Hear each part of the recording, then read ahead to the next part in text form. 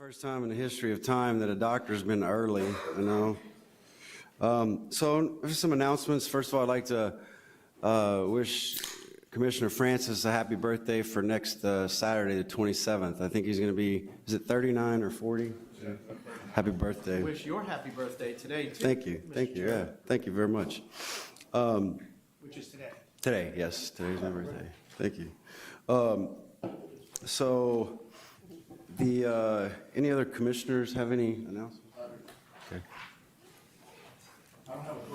Okay. Can you turn on, Commissioner, use your mic, please? Okay, you hear me now? Yes, sir. We're going to be losing Barlow Holly. Barlow has done an excellent job here. He's learning. I hate that you're leaving because I think that you understand this work, but I understand when you have more money at another place, you're a young man, and you got to go where the money is. And I know you go to the Department of Conservation. You'll learn a lot about the oil and gas business, which is valuable. And I know you'll do a good job over there. But I appreciate what you did here. And I had a lot of compliments. I'm surprised that some of these companies, utility companies, hadn't picked you up, really, because you know what you're doing. And we're proving grounds for a lot of the utility companies. They pick people up who work here. But good luck over there. And I'm sure Brandon will tell you, if you get lonesome over there and you want to come back, they'll make a place for you. Thank you. I actually ran into somebody at lunch yesterday who I know from conservation who said he's stealing. He said, I'm stealing your people, so Yeah. he knows where to find me. They can pay more over there than we can, right? Yes. Bigger agencies can spread things out differently than we can. Yeah, that's a shame. Okay, that's all I got to say. Tell your daddy and mama said hello, other than that. Any other announcements from you all? I just have one announcement. I know we're deferring Exhibits 7 and 12, and I just want to state that on MISO, we've gotten a lot of noise around that participation in MISO market has delivered hundreds of millions of dollars of benefit to Louisiana utility customers over the last 7 years by expanding access to more resources. The more resources available, the better for customers, and do not support walking away from an organized market that provides opportunities to attract private investment to the state. There's been no cost-benefit analysis conducted indicating we would somehow be better off without MISO.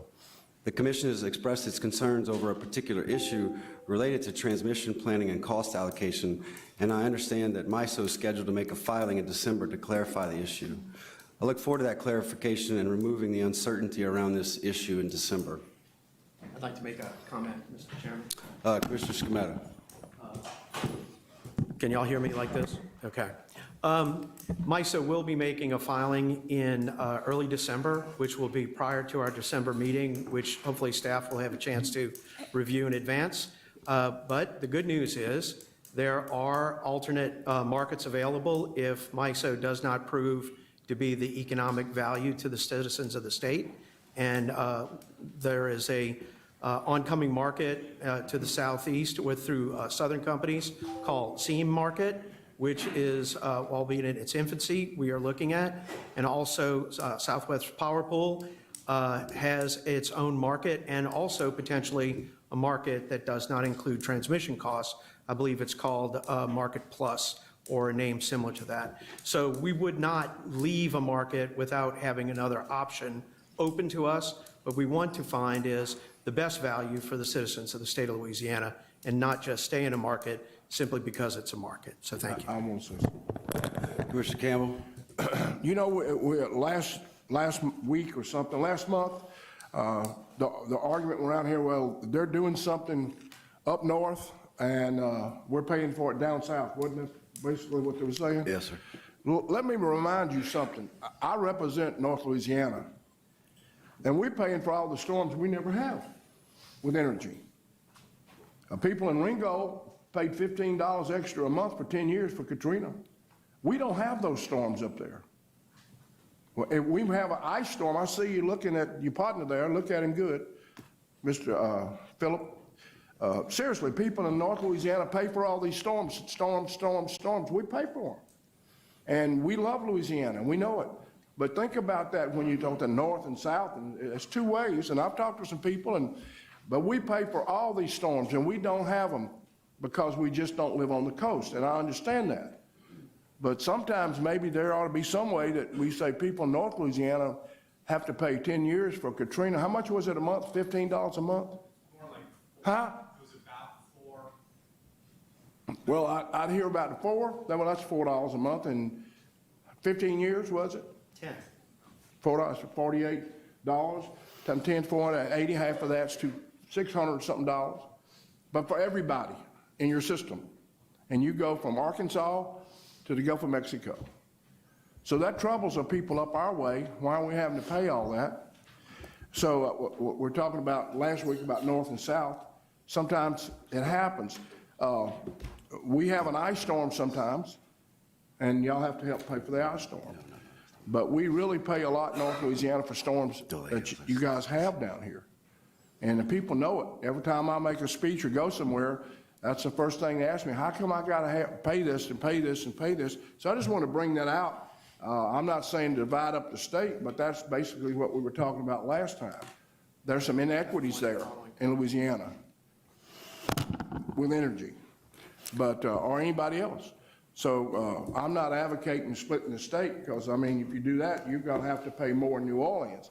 But y'all just don't forget about the people in North Louisiana, north of Alexandria. We pay the bills, and very seldom do we have a storm, very seldom. But we pay like we were living in New Orleans. And so when they start talking about north and south, that's two ways. I wasn't for splitting up MISO. I don't think it made any sense at all. Y'all were bragging about how good it was last year, and this year y'all don't have the religion. I don't know what happened. I didn't like the way the deal was coming. But anyway, don't forget, folks up in North Louisiana, we belong to Louisiana too, and we're paying more than our fair share. And I'm not advocating killing New Orleans or Baton Rouge, I know. But don't forget about people up in South Arkansas, Louisiana. We are paying more than our fair share. That's all. Thank you, Commissioner Campbell. Commissioner Scametta? Yeah, and I understand what Commissioner Campbell's saying, and I appreciate that, and also want to keep everybody in the listening audience understanding that what MISO's talking about is an initial $30 billion moving on to $130 billion, and that's a monumental element which would attack our rates in a way we've never seen possible. So we need to keep our eye on the issue. We need to keep our eye on what's the best market for our public, and it really is about the money. And we need to figure out how we manage this in the way that is a way to accomplish our tasks of moving electrons, but at the same time at the lowest cost possible for our folks. Thank you. Commissioner Bossier? Okay, I think this discussion has been around whether or not we were going to remain in MISO, or the issues with MISO, the cost structure, and other things. But I heard some comments I'd like to maybe discuss a little further, or get clarity on. When we say we're looking at other markets, Commissioner Scametta brought up, are we studying other markets right now, or what are we doing? Are we in an active role of examining a change? Or was this merely a discussion that happened last B&E? Because if so, I'd like to know, is the staff doing research on new markets? Can we participate in markets while we're members of MISO? Where are we going with this? And so, because those comments came up, I'd like to know exactly where we're headed. Staff, my understanding is staff is engaging in early conversations with alternate markets to learn more about their structure. Is that something staff? That would be our MISO team staff, internal staff. Is not Internal staff or external staff? It's both, I It's believe. both, but that's part of what was going to be considered and voted on today, which has been deferred. So at the moment, staff is not doing those studies. Right, but just since it came up, I thought it needed to be clarified, whether we're voting on it or not. I just wanted to know what we're doing. Because Yeah, I'd just like to know where we're headed with it. If so, we need to make sure that we're being thorough about it on all sides. And so if we've deferred that, then best thing is to move on, and I'll touch base with staff in the meantime. Right, and I will tell you, Commissioner Boissier, I know that UPI and Stone Pigment are looking into it through conversation with SPP and with Southern Company, so I think engaging with them would be beneficial. I would say that so far, I think it's universal that we all agree we want to get the best benefit and value for ratepayers, but so far, I think it's only Commissioner Scameta's opinion that we should leave MISO, not the opinion of the Public Service Commission, or at least of me. So, Speak for yourself. yeah, I think you have already. Well, you're doing a good job on your own, too. But I'm your Huckleberry, so there you go. Well, Huckleberry, you have anything else to say? No, knock yourself out. All right. You ready to get started? We are. Staff does have two announcements.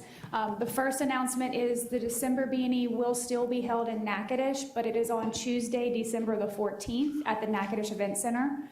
And then Melissa Fry has a couple of announcements for staff as well. Yes, thank you. So we are losing an attorney, but we have gained Ms. Tanika Starks.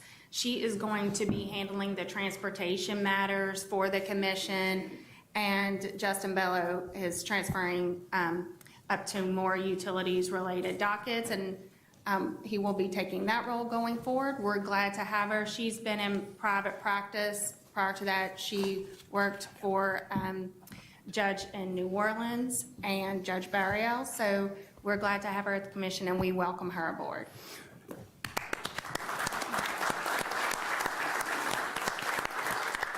Can you tell us a little bit about yourself? Not to stand? No, we don't have to stand. But you got to turn the mic on. There's a microphone over here. Just press the button in front of you. Hi, everyone. Good morning. Happy to be here. I am originally from White Castle, Louisiana. I don't know if anybody knows where that is, but it's a very small town. I am a 2019 graduate of the Southern University Law Center, and I'm happy to be here, happy to learn. Thank you for having me. Welcome aboard. Thank you. I have one other announcement, and since the December B&E is after the public utility section CLE, you won't have to hear it again, but we do have our online registration open for our public utilities section CLE to be held December 3rd at the Baton Rouge City Club. Also have registration forms for the section and the CLE in the back, along with our current member list. So if you're not sure if you're a member of the section, you can check that. And you can register online at the LSBA website or mail a check, and we hope to have everyone there. Melissa, We is have it a good all in lineup. person, or can it be done also by Zoom? It is all in person. Okay, thank you. And one more, just one comment on that. Actually, Tanika started about a week before Barlow told us, so we were fully staffed for like about 6 days in our legal division.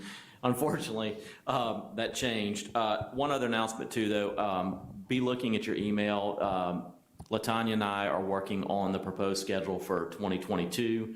We will circulate that out to you all for consensus and then vote on that in the December B&E. But one thing just to note, we had already announced the January date is being January 25th because we have a vote we have to take on that date. And we'll give you the proposed dates working around the holidays then. So look for that this week or next week. Thank you, ma'am.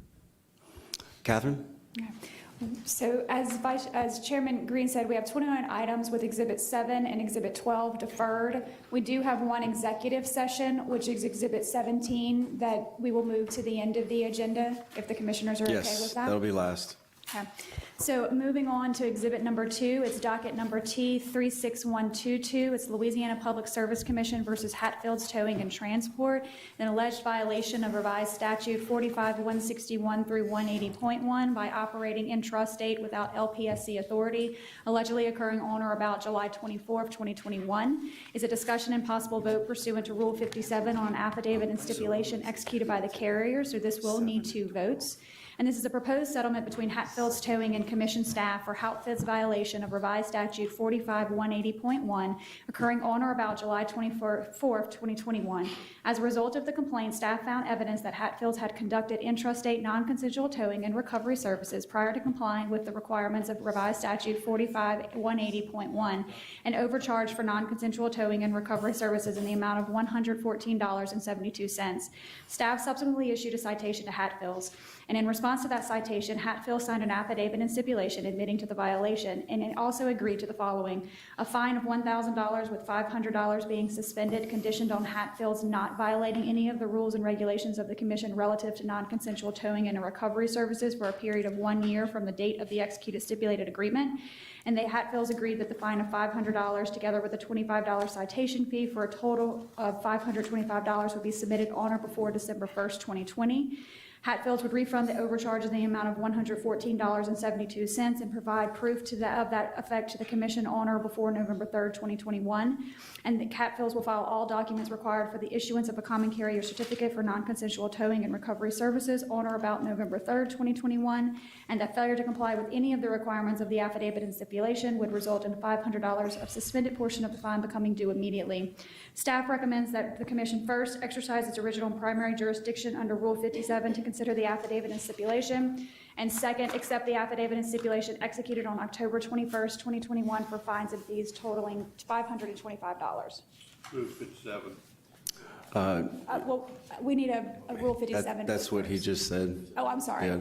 Yeah. So Commissioner Francis, motion to take the item up under Rule 57, second by the chair. Any objections, discussion? No. Hearing none, the motion is taken up under item 57. Motion to accept staff recommendation. Commissioner Francis, motion to accept staff recommendation, second by the chair. I think Commissioner Campbell, do you have something you want to say? Yeah, when you get through. Okay. Any discussion or objection? Hearing none, the motion is passed.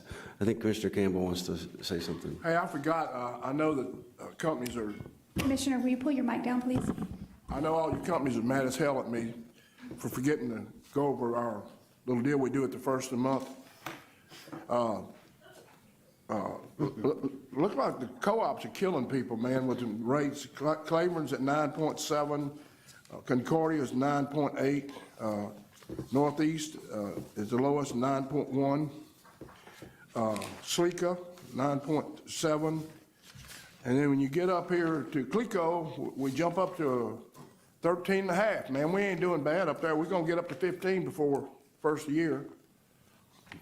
So I just want to let y'all know that people need to look at this. SWEPCO, I see you laughing back there, Emil. You don't need to laugh too much. SWEPCO, you're at 11.8.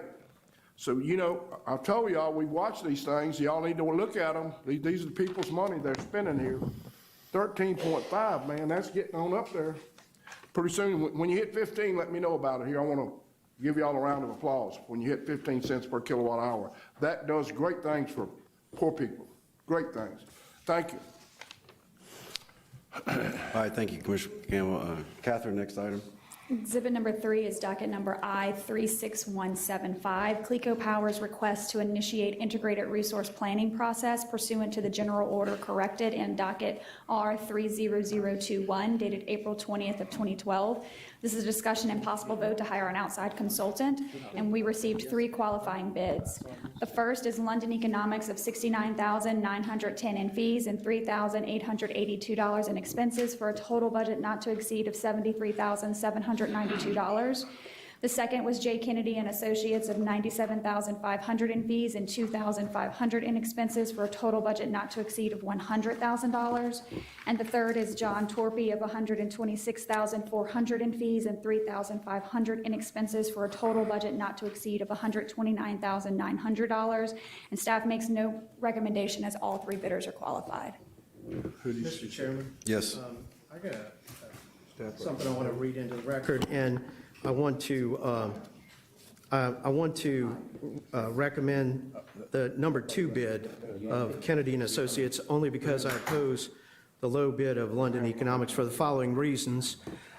Due to information purportedly indicating that Marie Fagan, who represented Standing Rock for the law firm earthjustice.org, wherein that information is not included in the London Economics proposal to staff, where this indicates London Economics worked with Earth Justice on the Dakota pipeline case. And furthermore, it is purportedly indicated that Susan Stevens Miller with Earth Justice has been actively participating with interveners in ELL FRP docket number U35565 and U36105 in a non-official capacity outside of an NDA. Clearly, there exists an issue of substantial conflict of interest, and there are further issues of reasons for a failure of London Economics to fully disclose their multi-layered relationships that are of issue to a governmental agency that seeks to avoid even the appearance of impropriety. For these and other reasons, I oppose contracting with London Economics until such time as a clear review can be made, particularly regarding their failure to disclose their prior contractual relationships with Earth Justice and the other firms. I choose an alternative bid in line, which is the next one, which is J. Kennedy and Associates at $97,500. So that's a motion? That's my motion. Okay, I'll second that motion. Any discussion, objection? Commissioner Bossier? Yeah, thank you. Well, am I on? Yeah, okay, I'm on. Great. That's quite a comment. I mean, I think that, I mean, obviously, it's important that the people that bid on jobs are free to bid, and staff should qualify people, and we should know all this information that we have. But just to hear that London is probably it has potential conflicts, it's almost like a bombshell. Is that something, not a bombshell, I mean, look, the world's going to keep moving, but the thing is that that doesn't appear in our sheets. You know, it doesn't, we don't have any knowledge of that or any, and I hear Commissioner Scremetta bringing it up. Is that something we normally consider at the commission? So we do consider potential or actual conflicts of interest when we're looking at hiring consultants or outside counsel. The way our rules read is that it is the onus of the consultant or the counsel to disclose any actual or potential conflicts of interest to the commission, and that would be potentially testifying in front of other regulatory agencies on similar matters. And so London Economics did not disclose this to staff. So,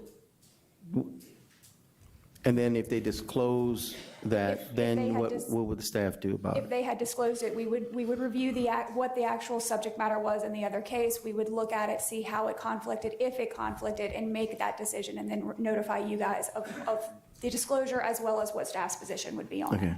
So right now, we don't know if there's a conflict of interest or not. Correct. It's more of an issue of the failure to disclose, and until such time as we know what it is, I'm sorry, I don't think I'm on, sorry. It's really an issue, like I said, it's a matter of their failure to disclose their prior contractual relationship, and until we know what those are and we need to have full disclosure, we have to avoid the appearance of impropriety. Mr. Chairman. Commissioner Francis? Your mic's not on, Commissioner.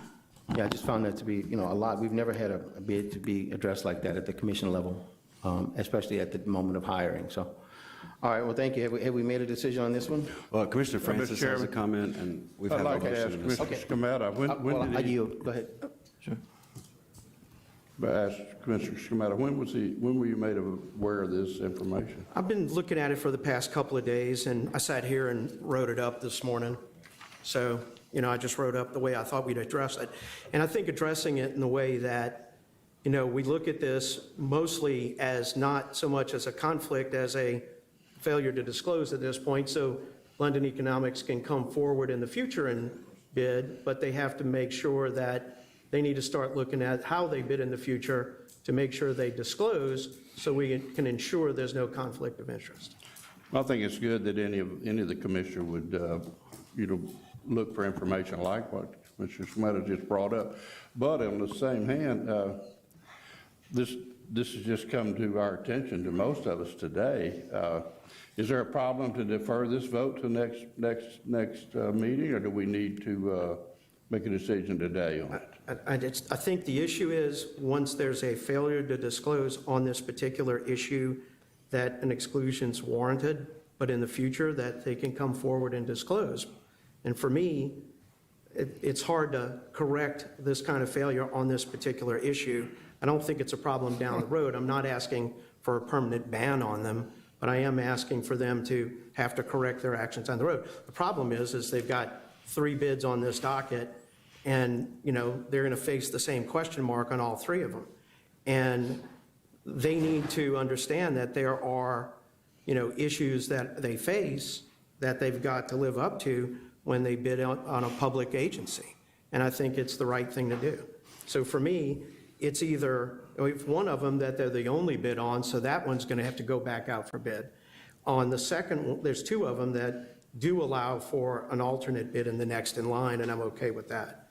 So where I'm at is a deferral is not necessarily the appropriate matter in this point, but I'm okay with going with the next bid in line.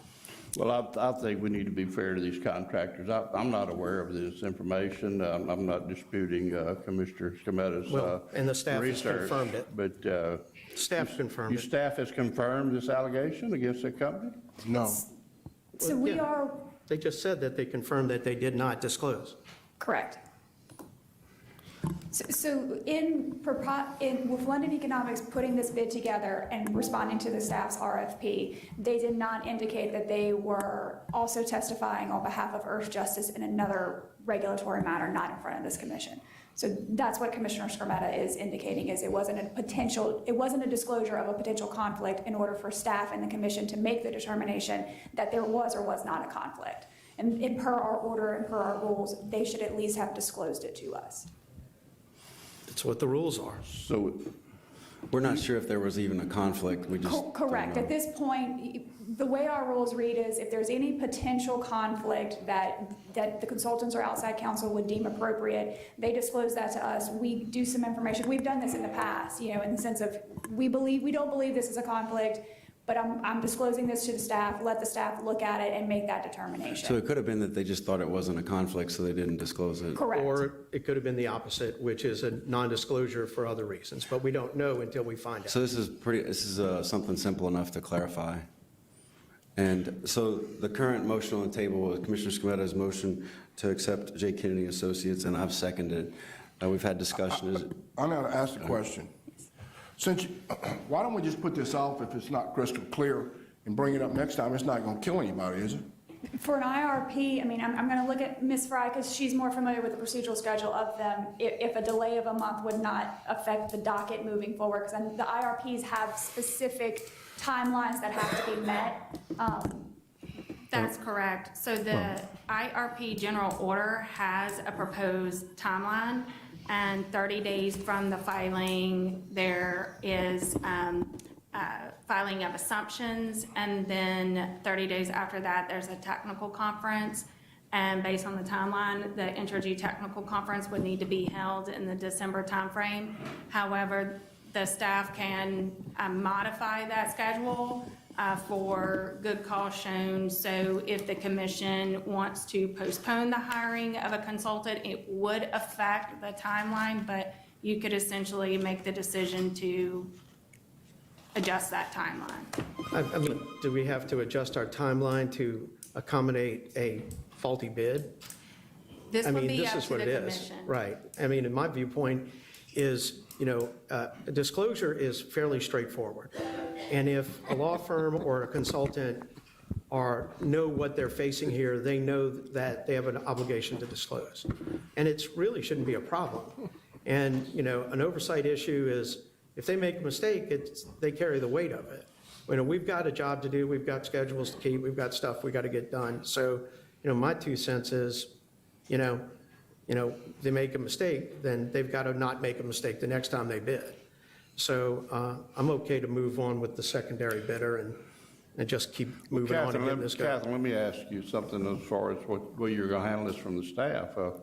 What if these people come forward and get this straight, that this allegation was not true, well, then they've lost these bids because of, they've proven themselves correct.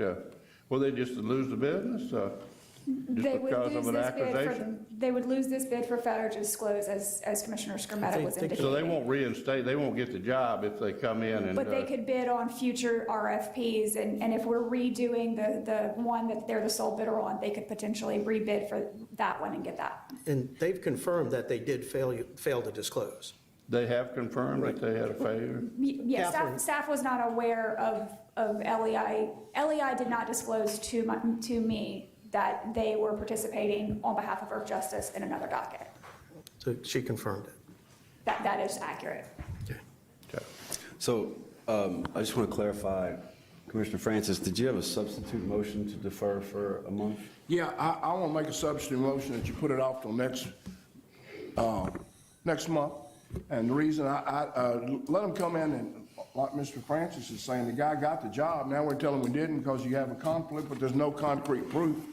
Y'all don't have concrete proof to have conflicts. You're saying there might be. Why don't you let the guy come tell you his story? I mean, it's not, 1 month's not going to kill anybody. He gets a job. He is $30,000 cheaper, and let him have his day in court. We're just saying there's a conflict. Isn't that right? That's what y'all are saying. Or somebody says he's got a conflict. The issue is that LEI failed to disclose, which is an issue in our rules that you should disclose I'm glad you potential. brought up rules, because we're gonna have a chance to change some rules today. And y'all are preaching, boy, are you preaching my sermon. So keep it up. I have a question along that same line, Allowing if you don't people not mind. to disclose is a bad idea in general. So I asked you the first line of questions about this when it came up. And you said first someone would disclose. I'm just trying to grasp the procedure, because this has never happened at this point of time at the commission. Whereas we're voting on a hire, that this information came up. I noticed that staff didn't bring it up. If you had realized there was a conflict, what? Continue. You want to jump in? Well, I was going to say, if LEI had disclosed this to staff in their proposal, we would have reviewed it, we would have vetted it through LEI, we would have gotten more information as to what this other testimony and what this other representation was, and then put forth to you guys this disclosure. Staff was not aware of this additional representation until now. Okay, well, that's my point. So we have to prove that somebody didn't disclose something, and then, as you mentioned earlier, then staff would investigate to determine whether or not there is actually a conflict. And then you would inform or disqualify, whatever the next step would be. My point is that if we now disqualify them or pass this issue or do whatever we have to do, and then you determine there was never a conflict anyway, so there was nothing to disclose, so that's why did the other groups disclose their conflicts? Yeah. Did Kennedy disclose their conflicts? Can you issue a rule to show cause? No, let me finish. Look, I'll give you more than enough time to answer. I'm just speaking right now to staff that did Torpe disclose his conflicts? Actually, Mr. Torpe did disclose. Mr. Torpe is a retired employee of AEP. I say really a yes or no? Yes. Thank you. But you don't know which And ones he Kennedy as didn't well. disclose. My point is, we have to first prove that the disclosure was that the person failed to disclose something improper. We don't know that yet.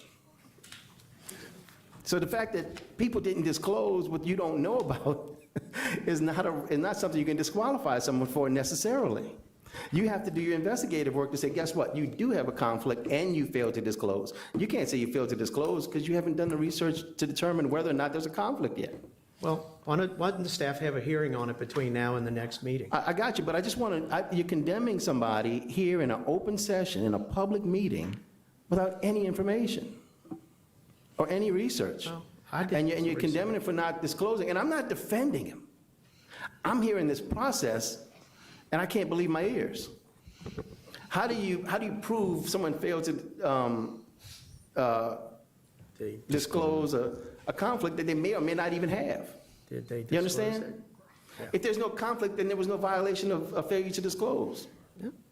Catherine, let Right? me I mean, ask you, were it's you kind of a- advised about this situation before today? I know Mr. Scametta knew about this for some time, and when did you find out about this situation? It was earlier At this- this meeting? Yeah. It was earlier this week that we were aware of it, and I've Oh, been trying to look at it and determine. Wait, look, I wasn't combination. quite finished, but, okay, I had an open question on the table, but anyway. So you knew about this during the week, and you didn't notify the rest of the commission about it? And you didn't do any research to determine whether or not there was a disclosure problem, or whether there was a conflict? I've started to look into it. They do. But today was the vote. We needed to know, at least before this very moment, that there was a potential problem. How do you answer that?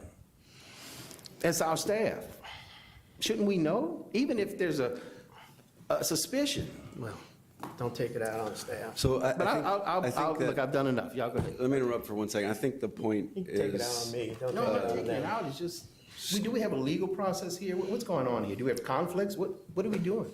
I think I can resolve this, because there's a substitute motion to defer for a month. Is there a second? I'll second that. Second by Commissioner Francis. Any discussion or objection? Opposition, roll call vote. All right, a roll call vote. So the motion on the table is to defer the hiring of Exhibit 3 until next month. Commissioner Francis? Yes. Yes. Commissioner Scametta? No. Commissioner Bossier? Go, sure, I'll defer. Yes. Commissioner Campbell? Yes. And chair votes yes. Mr. Chairman, since there are two other items on the agenda for the same process with London Economics as the low bid, I'd ask that those matters be deferred till next Right, month as that was my well. next question. We have other Yeah. issues. And we can just defer those to next month as well, because, Which but I ones? will reiterate my comments from this docket onto those two dockets. So that's 4 and what's, and the next 13. 4 and 13. 4 and 4 13. and 13? Yeah, are deferred Okay. under the same ruling. All right. Catherine, Exhibit 5. Exhibit number 5 is docket number R31106. It's the commission's rulemaking to study the possible development of financial incentives for the promotion of energy efficiency by jurisdictional electric and gas utilities. It's a discussion and possible vote to maintain the Quick Start program pending consideration of Phase 2 rules. And at the December 2020 Business and Executive Session, the Commission voted to extend the voluntary Quick Start Energy Efficiency Program for an additional one-year period beginning January 1st, 2021, known as Quick Start Year 7, and issued Commission General Order dated December 22nd, 2020. It was intended that long-term programs or Phase 2 rules would be developed while the Quick Start phase was ongoing, such that programs could continue pending approval of Phase 2 rules. The development of Phase 2 rules is underway, which recently included a notice of expansion of scope to explore alternative administrative options and requests for comments and information from stakeholders. Staff is close to having a proposed rule filed for stakeholder consideration. Therefore, while staff's proposed rule is being reviewed and feedback is being provided by stakeholders, staff proposes that the Quick Start program continue pending completion of Phase 2 rules. In staff's upcoming proposed Phase 2 rules, staff will recommend a one-year transition period after any rules are approved by the Commission, which if adopted sometime in 2022, the transition period would take place in 2023, and full implementation of Phase 2 would begin January 1st of 2024. Further, in conversations with some utilities participating in Quick Start, the current approved budget, which is set at 0.5% of the utility's 2012 retail revenue, is not sufficient for an entire Quick Start year as the programs have grown. In staff's upcoming proposed Phase 2 rules, staff will recommend an increase in the annual budgets. Therefore, staff recommends Quick Start Year 8 and the transition year have a budget of 1.0% of the utility's 2012 retail revenue. Staff is of the opinion that this increase will not only assist the utilities in implementing Quick Start programs, but will also assist in transitioning to a higher budget in Phase 2, subject to Commission's approval. Staff recommends that the Commission maintain the Quick Start program for an additional one-year period beginning January 1st, 2022, which will be known as Quick Start Year 8, approve a transition year for 2023, and approve a budget increase to 1% of the utility's 2012 retail revenue for the utility's Quick Start energy efficiency programs. All right. Chair motion to accept staff recommendation. Second by Commissioner Francis. Any discussion or objection? I got something to say. All right, Commissioner Francis.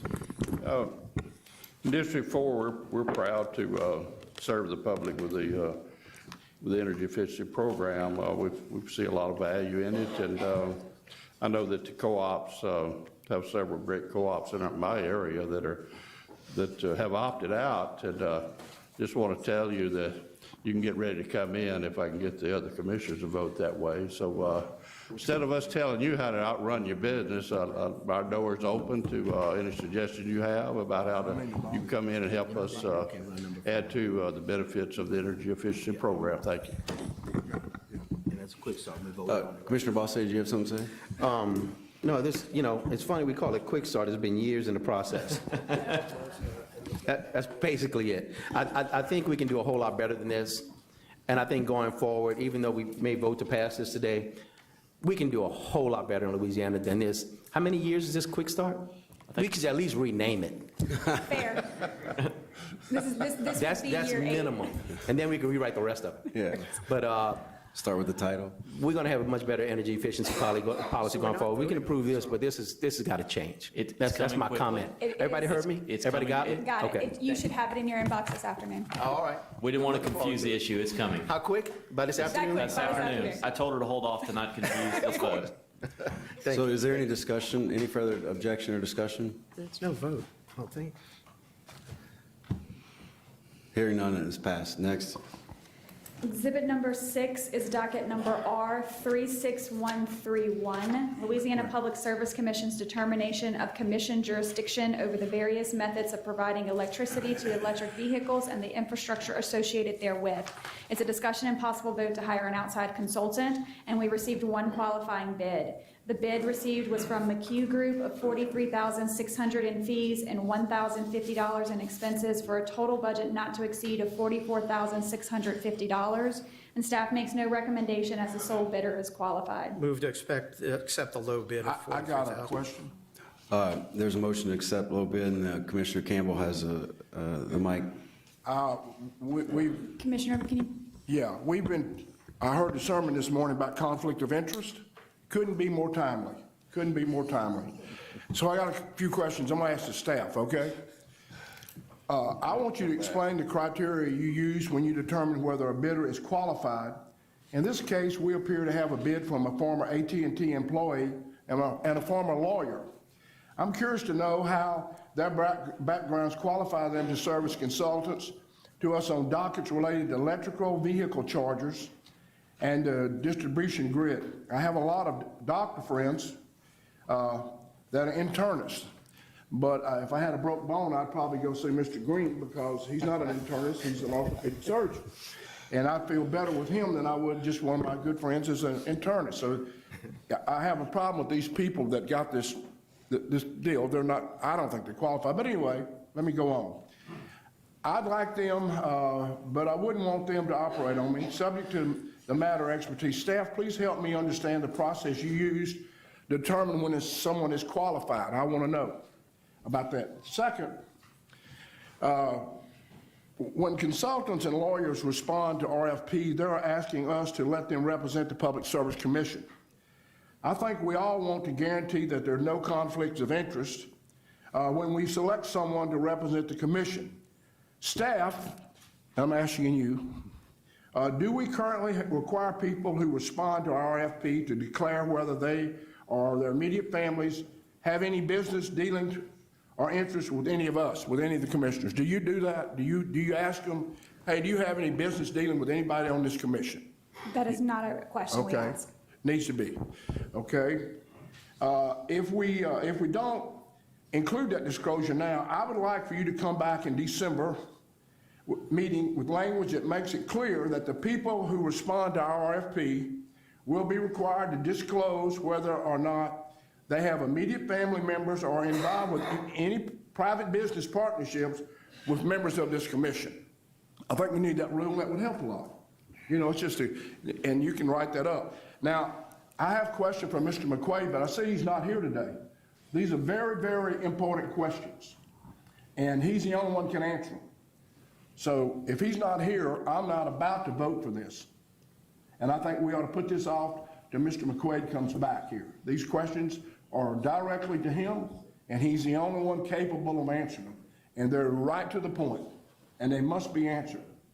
must be answered. I read a lot of stuff over the last week or something about conflicts of interest, but it didn't talk about one person. It talks about this commission. I'm a member, and I want to make darn sure, just like we all do, that there is no conflict of interest. We need this rule. You need to make them sign an affidavit. I don't do any business with any of the commissioners. I hadn't done any business. Whatever they need to do, we need to know that, because you can't. I don't think you can go to court and if the judge and I had a partnership. You think the judge is going to hear my case? He's going to say, I got to recuse myself. We've got interest problems here. So I'm postponing this. I'd make a motion to put this off till Mr. McQuaid is here to ask these questions. And they're right to him, and I'll read them out if you want me to, but I think he'd be better if he would be here to answer these questions. But if someone wants to hear them, I got them. But he needs to be here to answer these questions. So I'd make a motion, we put this off to the December meeting and make sure Mr. McQuaid is here to answer. So procedurally, we have a motion on the floor. I'll make a substitute Well, motion. there's no second yet, so We For what? need For a what? second Well, For the first I'd like motion to or the say second? something, for the too. first motion. either one, actually. I like to say There's two motions, but neither has a second yet. So if we can get back to order, we're still in the discussion phase, and Commissioner Scametta would like to say something. Yeah. And well, I appreciate Commissioner Campbell's comments. Both Mr. Dement and Mr. McQuaig have served in various capacities in rate making and analysis, including, Mr. Dement's experience in working with the telecom industry may not be directly related to this, but what we're looking at is how we're going to analyze and protect ratepayers, whether they own electric vehicles or whether they are regular ratepayers. And two, Mr. McQuaig and Mr. Dement have worked on the pole attachments and our docket there, and also Mr. McQuaig has worked on with other consultants on prison telephone issues. So I don't think it's, I think it's sort of a new field for us.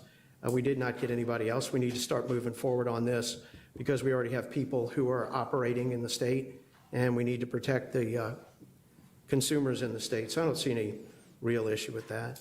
So I think we need to go ahead and move forward on this. It's a small amount in the docket at $44,000. So I think we need to move forward. And I think that if Commissioner Campbell has issues with people that are involved in the docket, he should present them to him, and he should figure out what he wants to do. But I'm going to go ahead and confirm my motion to approve the sole bidder. Commissioner Bose would like to come in. All right, let me see. What did we had a conflict for interest question for London Economics a couple of issues ago? No, it Is was that right? There was What did we wind up doing with failure that to one? disclose. We deferred that one. Okay. That was a Do we have failure a to disclose. conflict of interest question for this one? I do. I have a serious one. So what should we do? So wait, I think I can I'm just resolve wondering. this. There's a motion by Commissioner Scametta. There's a substitute motion by Commissioner Campbell. Is there a second to the substitute motion? Well, we don't have a second. Do we have a second for the first motion? Nope. We do Right, so we not. don't We do have a not. substitute yet because we don't have a second. Do we have a second for Commissioner? I don't mean to take your job, but So Commissioner Scametta's initial motion is to accept staff recommendation. Is there a second? Second. Second by Commissioner Francis. now you can do it. I got a substitute motion that we defer this because this whole meeting has been about a conflict of interest. Whole meeting. And I'm asking them to come up with a rule that can solve a lot of problems. We don't have that rule. We need it. And I need to be able to ask Mr. McQuaid these questions to satisfy this. And I think when you answer the question, we need to hear it. And we can hear it. He can come up to Natchitoches and answer these questions. So I would ask that we defer this because we want to have no question. There's no conflict of interest. And I think there might be. And I got a question that has to be asked. And only he can answer it. And I think when you hear the question, you'd want it answered too. So there's a substitute motion to defer for a month. And I'll Is there a second it. I'll second by Commissioner Campbell's motion. Bossie? Do you have something, you want to comment? Are we still in discussion mode? Yes.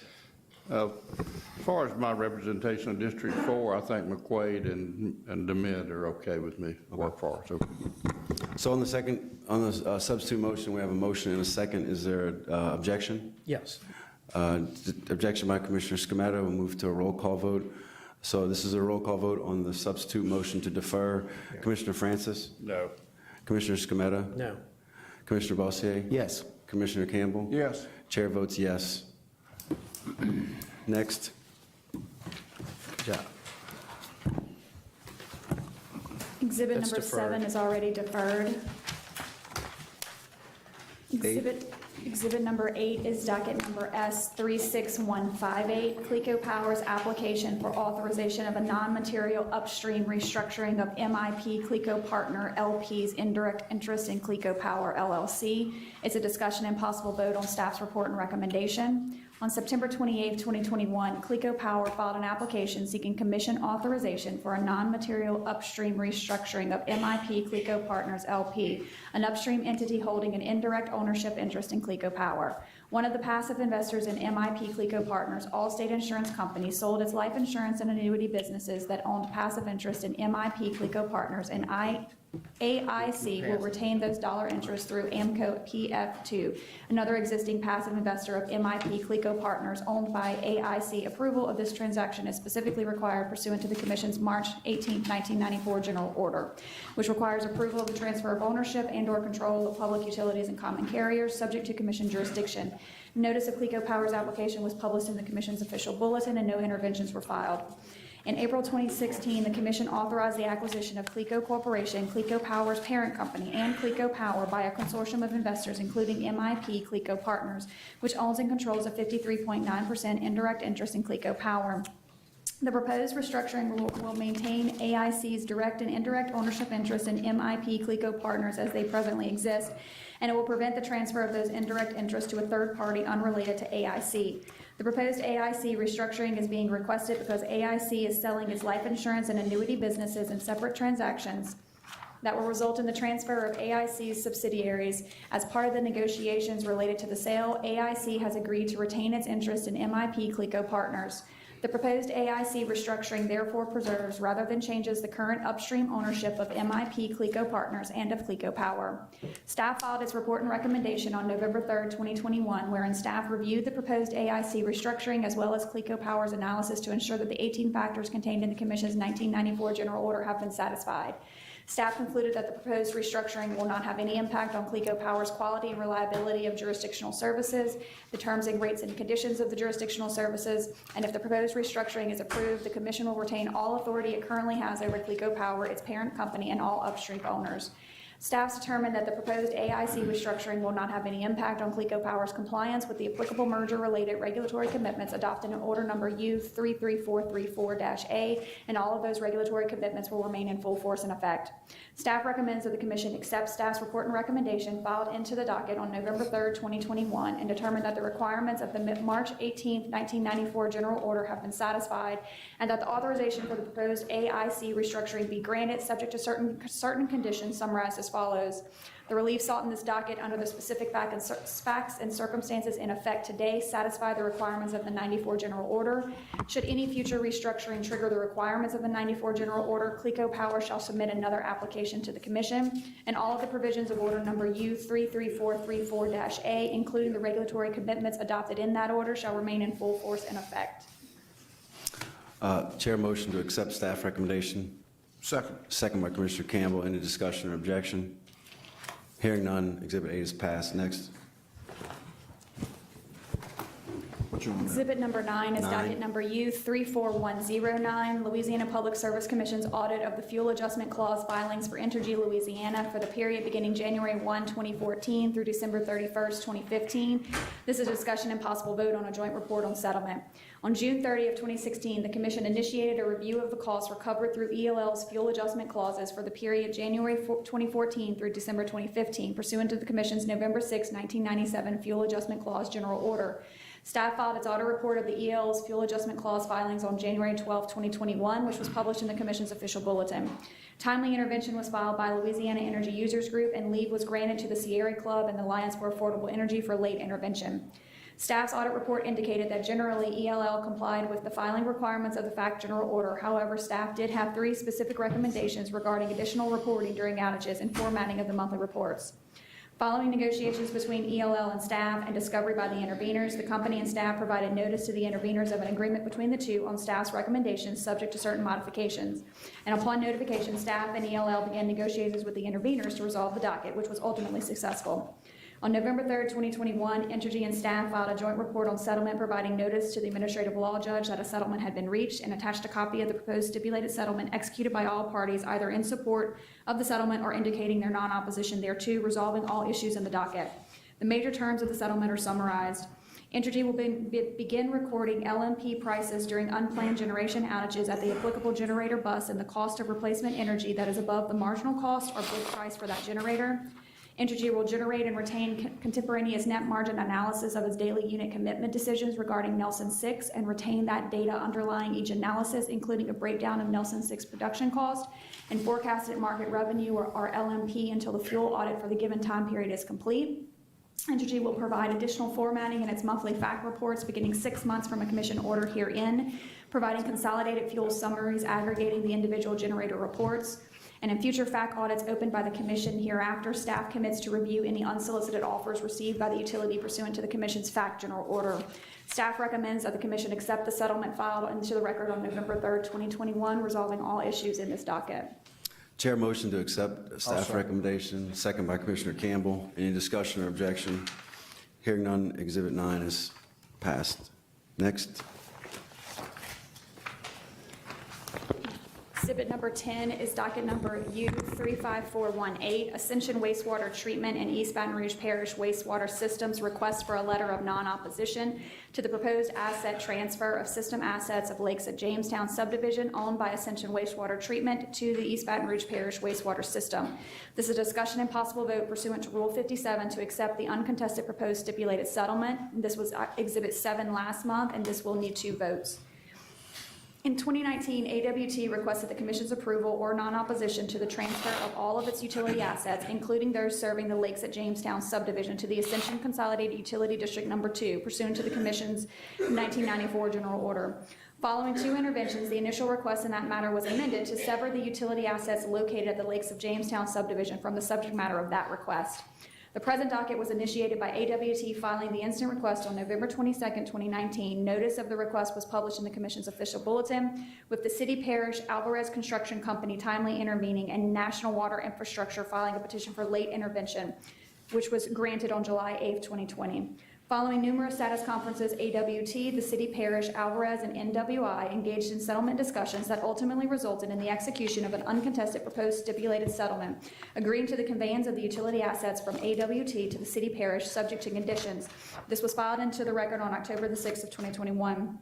The settlement resolves all issues in the proceeding, and if the Commission accepts the settlement, the utility assets of the Lakes at Jamestown subdivision will be conveyed from AWT to the City Parish subject to the terms and conditions contained in the settlement. The Commission's acceptance of the settlement would finalize the transfer or disposal of AWT's last utility assets and allow AWT to request relinquishment of its authority to operate as a jurisdictional wastewater provider in the state of Louisiana as required by condition number 10 of staff's conditional approval letter issued in docket number S35482. The Commission's acceptance of the settlement would also place regulatory authority over the rates and terms and conditions of the wastewater service to the Lakes at Jamestown subdivision under the City Parish.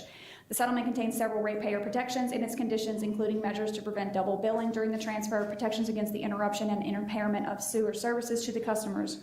Substantially adopting the public interest analysis found in the request and considering the ratepayer protections found in the settlement, the parties aver that the transaction contemplated by the settlement is in the public interest in accordance with the 18 factors set forth in the 94 General Order.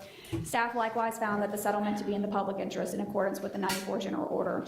Therefore, staff recommends that the Commission, 1, assert its original and primary jurisdiction pursuant to Rule 57 to the Commission's Rules of Practice and Procedure to consider the settlement, and 2, issue an order accepting the settlement and expressing the Commission's non-opposition to the conveyance of the utilities assets at the Lakes of Jamestown subdivision. Take up number 10 under Rule 57, please.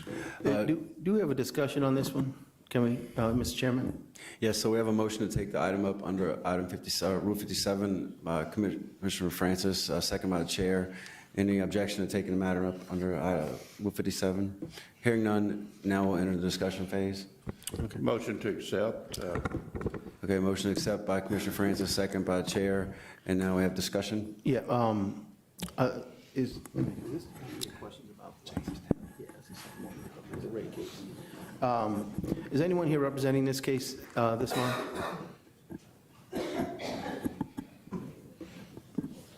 Do we? Commissioner, on behalf of staff, I was a staff attorney assigned to it, and I believe Mr. Rieger and several others are in attendance today. Mr. Bond. I want to be clear. I have a real basic question.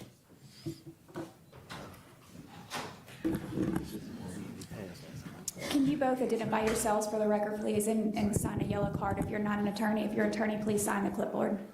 Good morning, Mr. Chairman, members. My name is Rob Rieger. I practice law at Adams and Reese. We represent one of the applicants, Ascension Wastewater Treatment. To my right is Mr. Robert Abbott. He's special counsel to the East Baton Rouge Parish Sewer Authority. You may be wondering why I asked you up on such a simple transaction, and I'll explain. Because I asked a question last B&E, and because I asked a question last B&E that wasn't able to be answered at the meeting, we deferred it till now. And so, for the sake of continuity and consistency, I'd like to ask the same question, which, in our paraphrase, because of this transaction, and you can describe the transaction more clearly. We did hear the NRA, but you can describe the transaction. What impact will this transfer have on ratepayers? Going to let Mr. Abbott handle that question. They are the assuming authority that will take over jurisdiction over these customers. He can explain the rates and the rate impact. Thank you. Robert H. Abbott III, I'm Senior Special Assistant Parish Attorney for East Baton Rouge Parish. The rates are set by local ordinance based on water usage. We provided you under a separate filing, I believe, with had the rates calculated for each residence or each address within the jurisdiction. And as I recall, there's 4204. I don't have it right up. Well, I do have it right off. 4208 is the average rate. The median rate is 3431, or 3931. Excuse me. Can't read my own writing. And there is an outlier in there. I'm not sure why that particular address, but it's three figures, over $100. I'm not sure, but that may be a HOA facility, a pool, or something like that. I don't know why. But those are the rates that will go into effect for the 2022 year, depending on the date we transition, and we plan on transitioning this so that there is no duplication of sewer user fees or anything like that. Excellent. Mr. Rieger, if you don't mind me asking you a question, along similar lines. Thank you, sir, very much. That's a lot more information than I thought we'd have today, but that's great. I'm glad to hear it at the commission and in the public meeting. Mr. Rieger, when you extrapolate those numbers and the figures of the rates of the parish, what impact will that have on the households or the ratepayers approximately in this area of Jamestown? Right at this moment, the existing AWT rate is $45.77. So, Mr. Abbott, the calculations they've come up with show most, if not all, rates will be below that number by a factor of a couple of dollars, almost $3. There will be some that will be above. Again, it's a usage-based entity.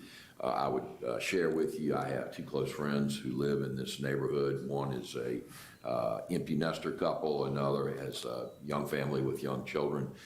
We did a back of the envelope calculation of their rates, and they're both under $45. So if that's correct, of course I'm asking these questions at the meeting because I asked the questions at the last meeting, and I think it's necessary to, follow up. But doing the sense. The time between the two meetings, you and I have had discussions with your client and the whole team, some in person, some by teleconferencing. But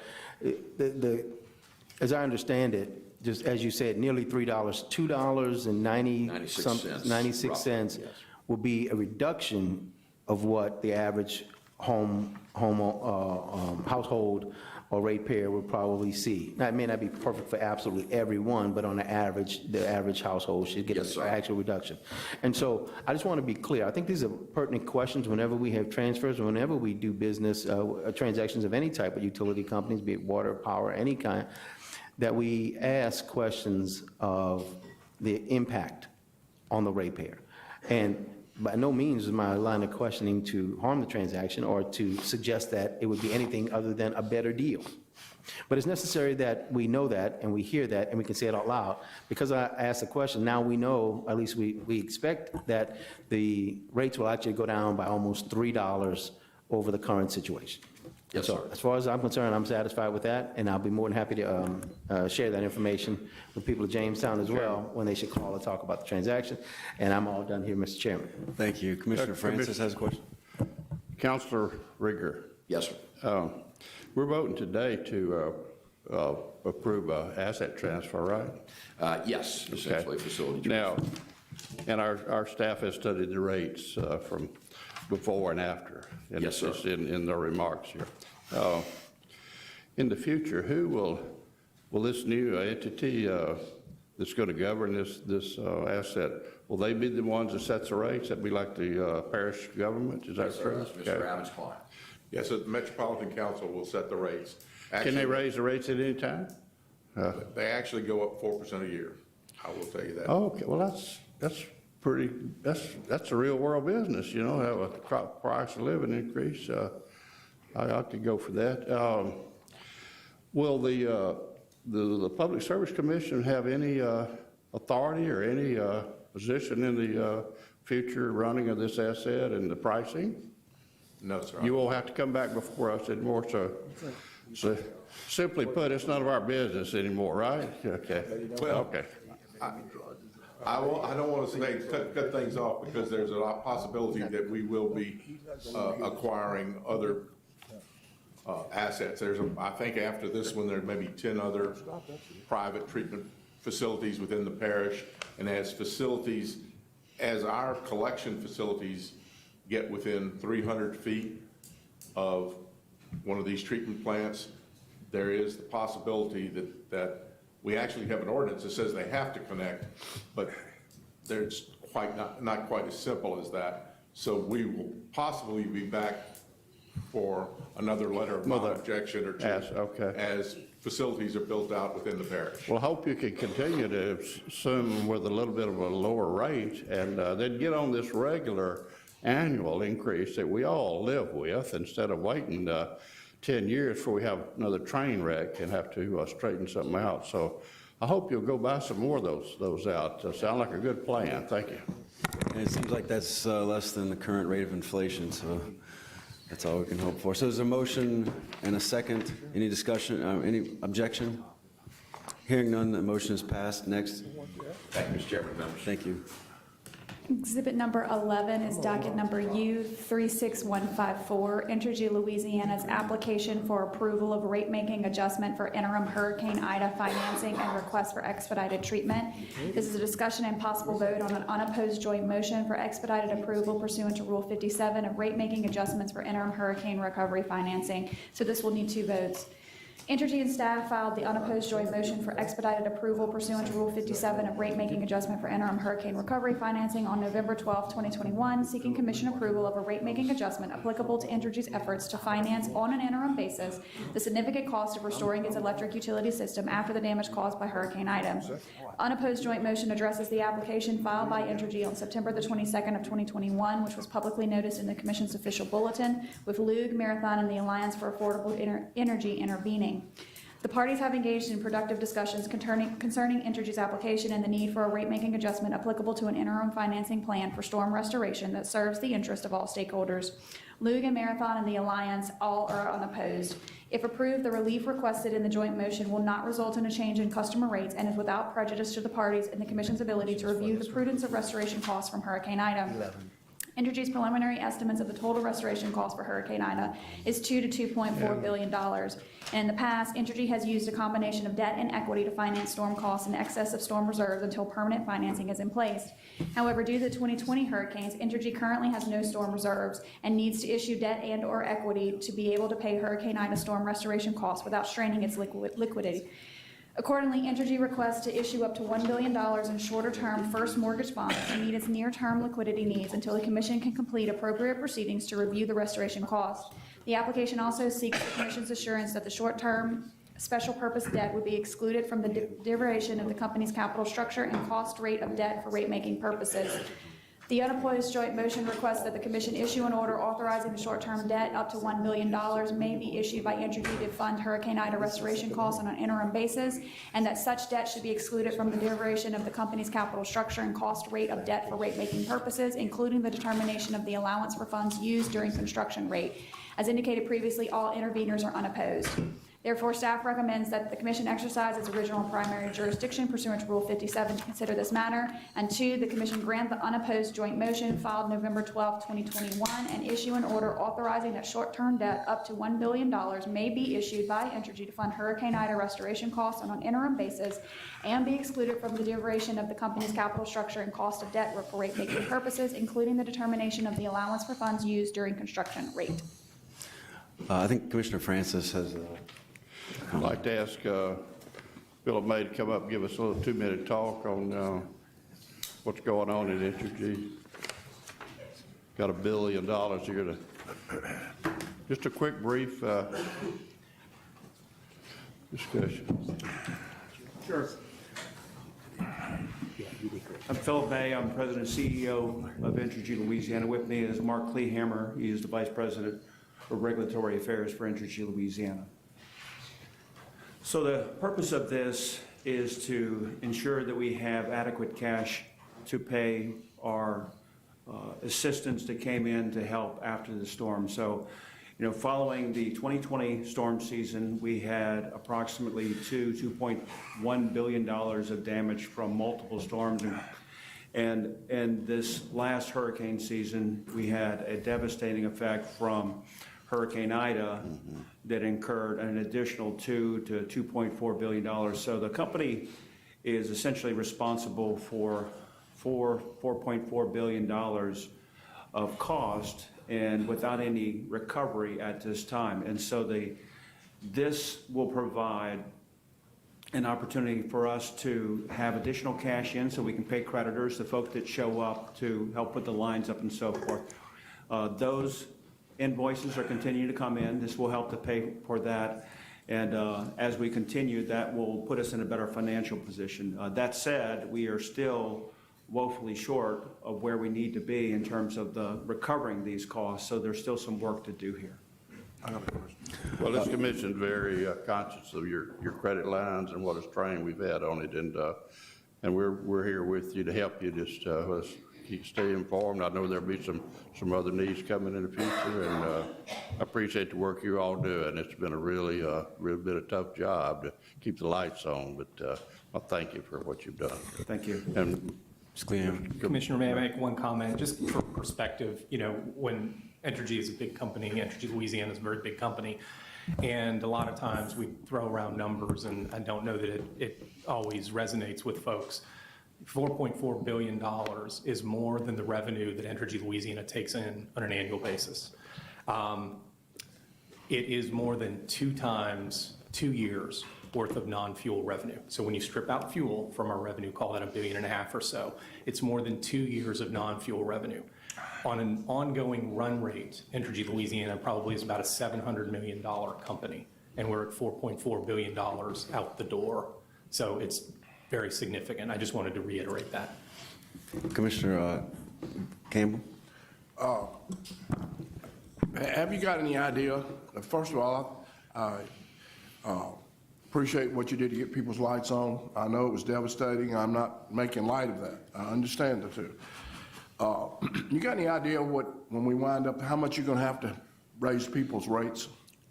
You got any ideas what's going to cost a month to pay for this? Because, hey, everybody's not in love with y'all.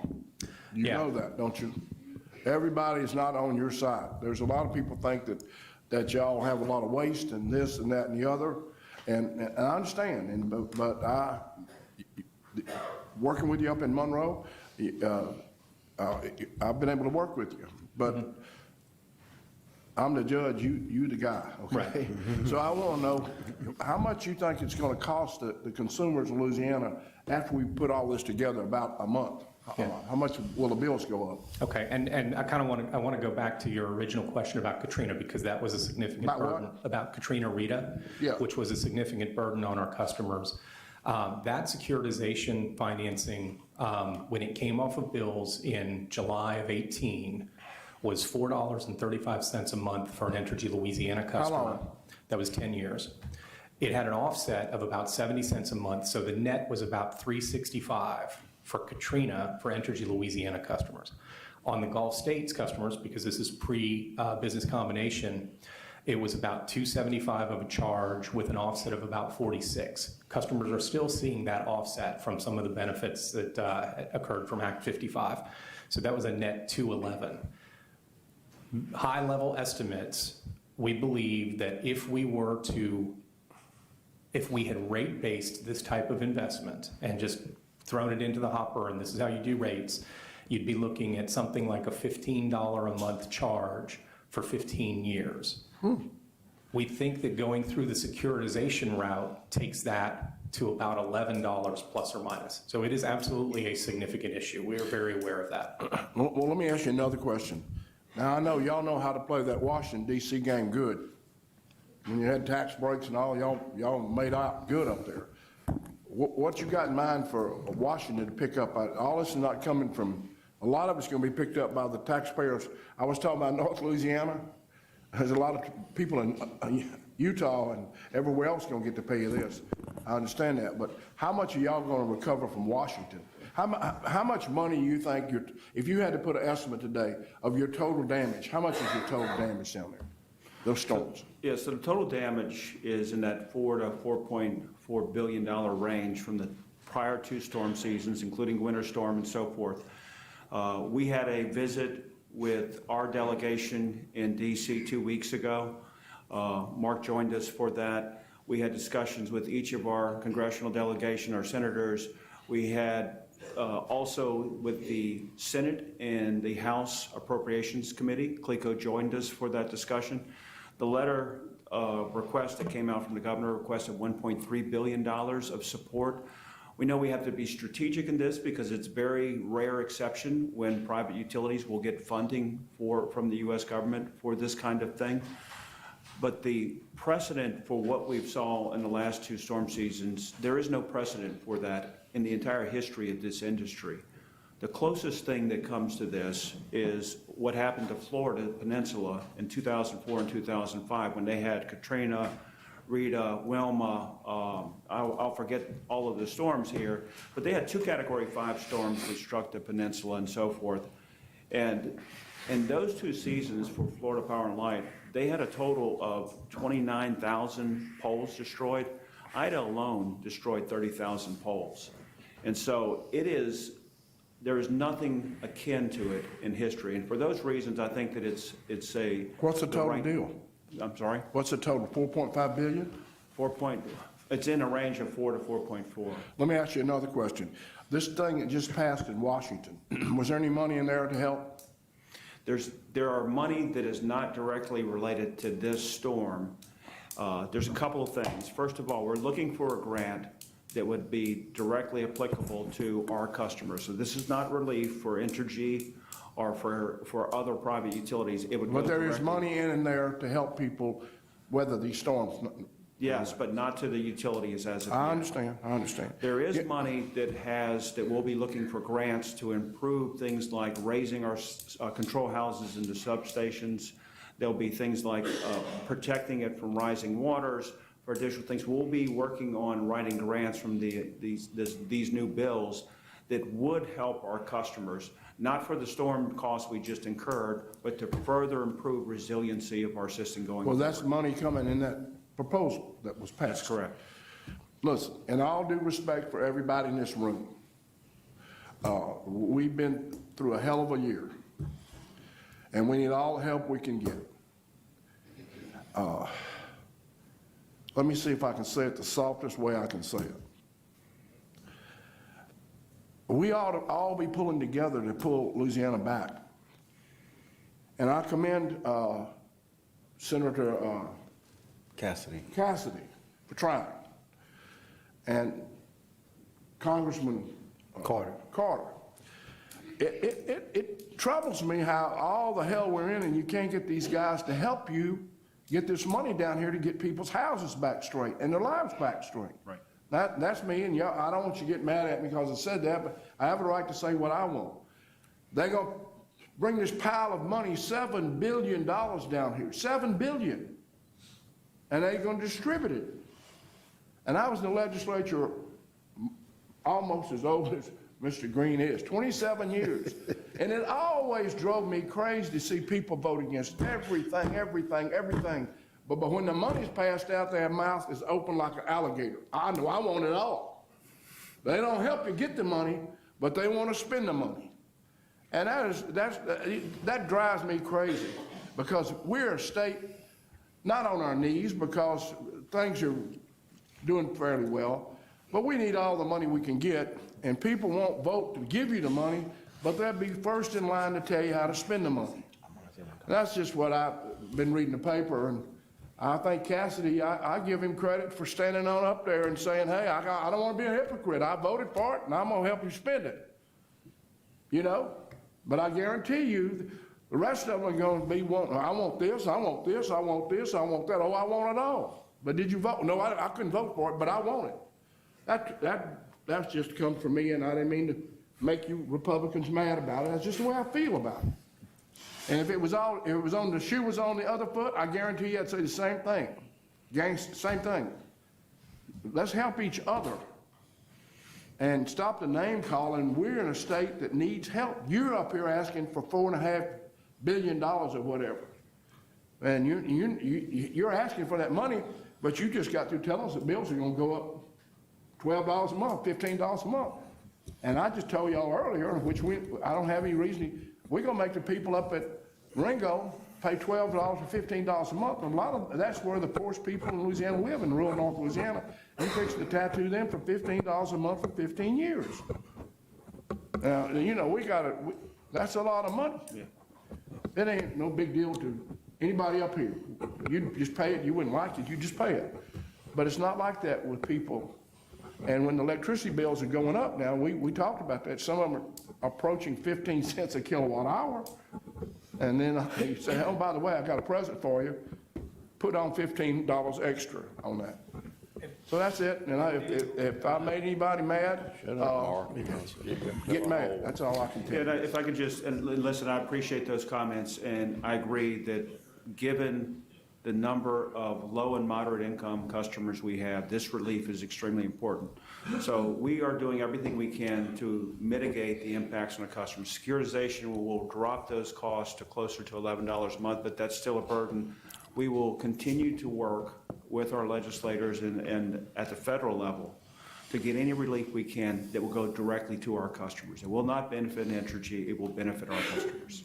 Well, I appreciate you saying that, and I know everybody up here, we all been blessed. Everybody in this audience has been blessed. A lot of folks ain't been blessed. We're the second poorest state in America. I want to help everybody and want to work with you, but make sure when y'all get all the money you can get from Washington, everywhere y'all can save money, we ought to be looking at what we're going to give you because this is serious business. Hope we don't have another storm. I pray that we don't have one. Amen. Thank you. That's all I have to say. Thank you, Philip Mark. Thank you. Commissioner Bolstead? Thank you. First of all, great comments, Foster. I'm glad you said them. They needed to be said, and you hit the nail on the head once again. Right comments, the right time. I had a different line of questions altogether, but just to piggyback slightly on what Foster said, I know you're doing all you can, and we're going to work with you to get where we're going for the state of Louisiana. But the Washington money, we have to seek more of that. We have to seek help from everywhere we can. There's parishes right now that are still hurting. Some places aren't finished being restored. Not to mention the private side, when dealing with insurance and jobs and other things, that people are suffering right now. So I just want to let you know that as a team, as a state, we got to stick together and find ways to still help people besides raising rates or raising bills with storm damage. Now, you're up here to talk about a particular issue, so I'll go back to the topic at hand, or the issue before us, which is relief, loan to help with the relief from the damage and the storm damage. I only have one question, really, but I had to piggyback on Foster's, but I only have one question. And that is, by going through this amount, this loan amount that we're likely to approve here today, that is only part of the money that you're borrowing. Again, and I'm paraphrasing, work with me, I'm going through it, and correct me if I make a mistake, please. I'm doing my best to articulate it, but this loan is to help through storm damage, but it's not the total amount of what we expect the final amount to be. But I also want to get clear, and this is, I guess, the question, that by approving this loan, we have not necessarily approved the accounting or the spending of the auditing of the storm damage, that they are two separate items. Just because we approve this loan today, we have not, it's not the same thing as approving the audit of the storm damage. I just want to be clear so we don't come back later and say, oh, but we already approved it. We didn't approve it yet. We've been through this before. We know how to get it done. But I just want to make the separation clear and get you to agree that this one does not necessarily approve the other. That's right. It does not preconceive or predetermine what you will determine ultimately is the right amount to be recovered from our customers. And the other thing that I think is important to note is by approving this, it will reduce carrying charges to our customers by using a low debt cost for those carrying charges instead of what is a normal rate-based charge. So it may be in here. Do you know what the rate is likely to be, or can you say that? You know what the Or rate is? do you not know? You can't, can you or can you not? I think it's going to be probably in a 2% range. Interest rates are very volatile right now, Sure. so we won't know for sure. But that is dramatically less than the carrying charge by just leaving it in our rate base. Absolutely. Well, thank you. Thank you, Mr. Chairman. I have two quick questions. So you already mentioned it, but I just want to reiterate to the public that any money that the federal government would give for storm restoration, the optics of it going to a private company may not be great, but the functionality of it is that Entergy would not benefit. It would benefit the ratepayers directly, because y'all will be reimbursed regardless whether it's through the ratepayers or the federal government. Is that correct? That's absolutely correct. And secondly, by passing this today, do you have any idea how that might impact your credit rating?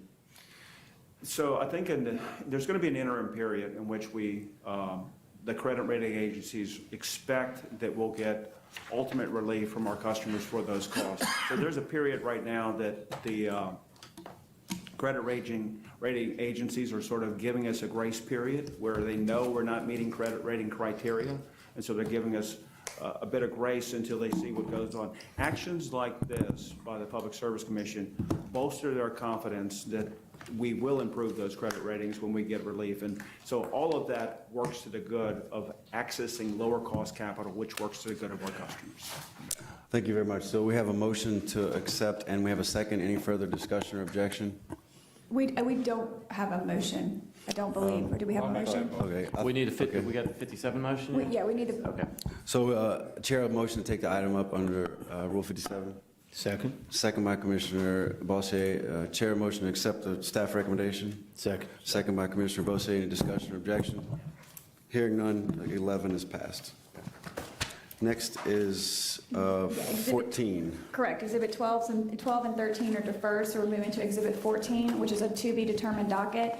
It's Entergy's request for certification of a solar resource and green tariff filing, and it's a discussion and possible vote to hire outside counsel. And we received 2 qualifying bids for this. The first is Stone Pigment of $121,000 in fees and $8,000 in expenses for a total budget not to exceed of $129,000. And the second is Patrick Miller, $205,875 in fees and $3,500 in expenses for a total budget not to exceed of $209,375.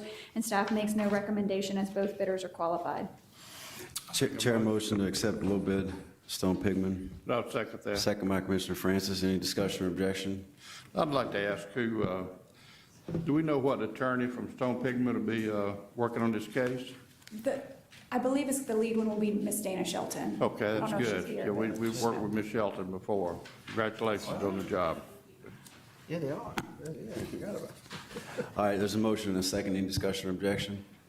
Hearing none, 14 is passed. Next, 15. Exhibit number 15 is a docket to be determined. This is Clico Power's notice of intent to conduct a 2021 request for proposals for the acquisition of a solar generating capacity. It's a discussion and possible vote to hire an outside consultant.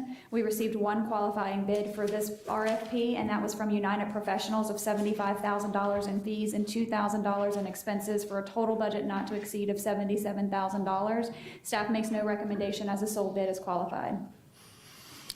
Chair motion to accept staff recommendation. Second. Second by Commissioner Bossier. Any discussion or objection? Hearing none is passed. We're on to reports. Exhibit 16 is reports, resolutions, discussions, votes, and directives. We have one ratification vote this month, and we have 2 directives. So moving to the ratification, it's a discussion and possible vote to ratify interventions of the Louisiana Public Service Commission and RTO-related federal energy regulatory proceedings. And this matter is on the agenda for ratification of the 2 interventions on behalf of the commission. And due to the short deadlines allowed for these interventions, if advanced commission approval is not possible, the executive secretary, on the recommendation of UPC or Stone Pigment or on his own determination, may authorize the initial interventions, comments, or protests subject to ratification at a following B&E. And interventions without comment were filed on the commission's behalf on October 14, 2021 in FERC dockets ER 22-74 and ER 22-75 for the purpose of monitoring issues related to MISO and/or SPP. Staff recommends that the commission ratify those interventions filed on October 14, 2021 in FERC dockets ER 22-74 and ER 22-75. Chair motion to accept staff recommendation. Is there a second? And I'll second. Second by Commissioner Bossier. Does anybody need to abstain? No. All right. Any discussion or objection? Hearing none is passed. And that's for the EOC? Which one is that? So still on Exhibit 16, we have 2 directives. The first directive is a directive to staff to evaluate Louisiana's electrical grid regarding status, maintenance, and whether there is more that could have been done and can be done to benefit Louisiana customers. And this is at the request of Chairman Green.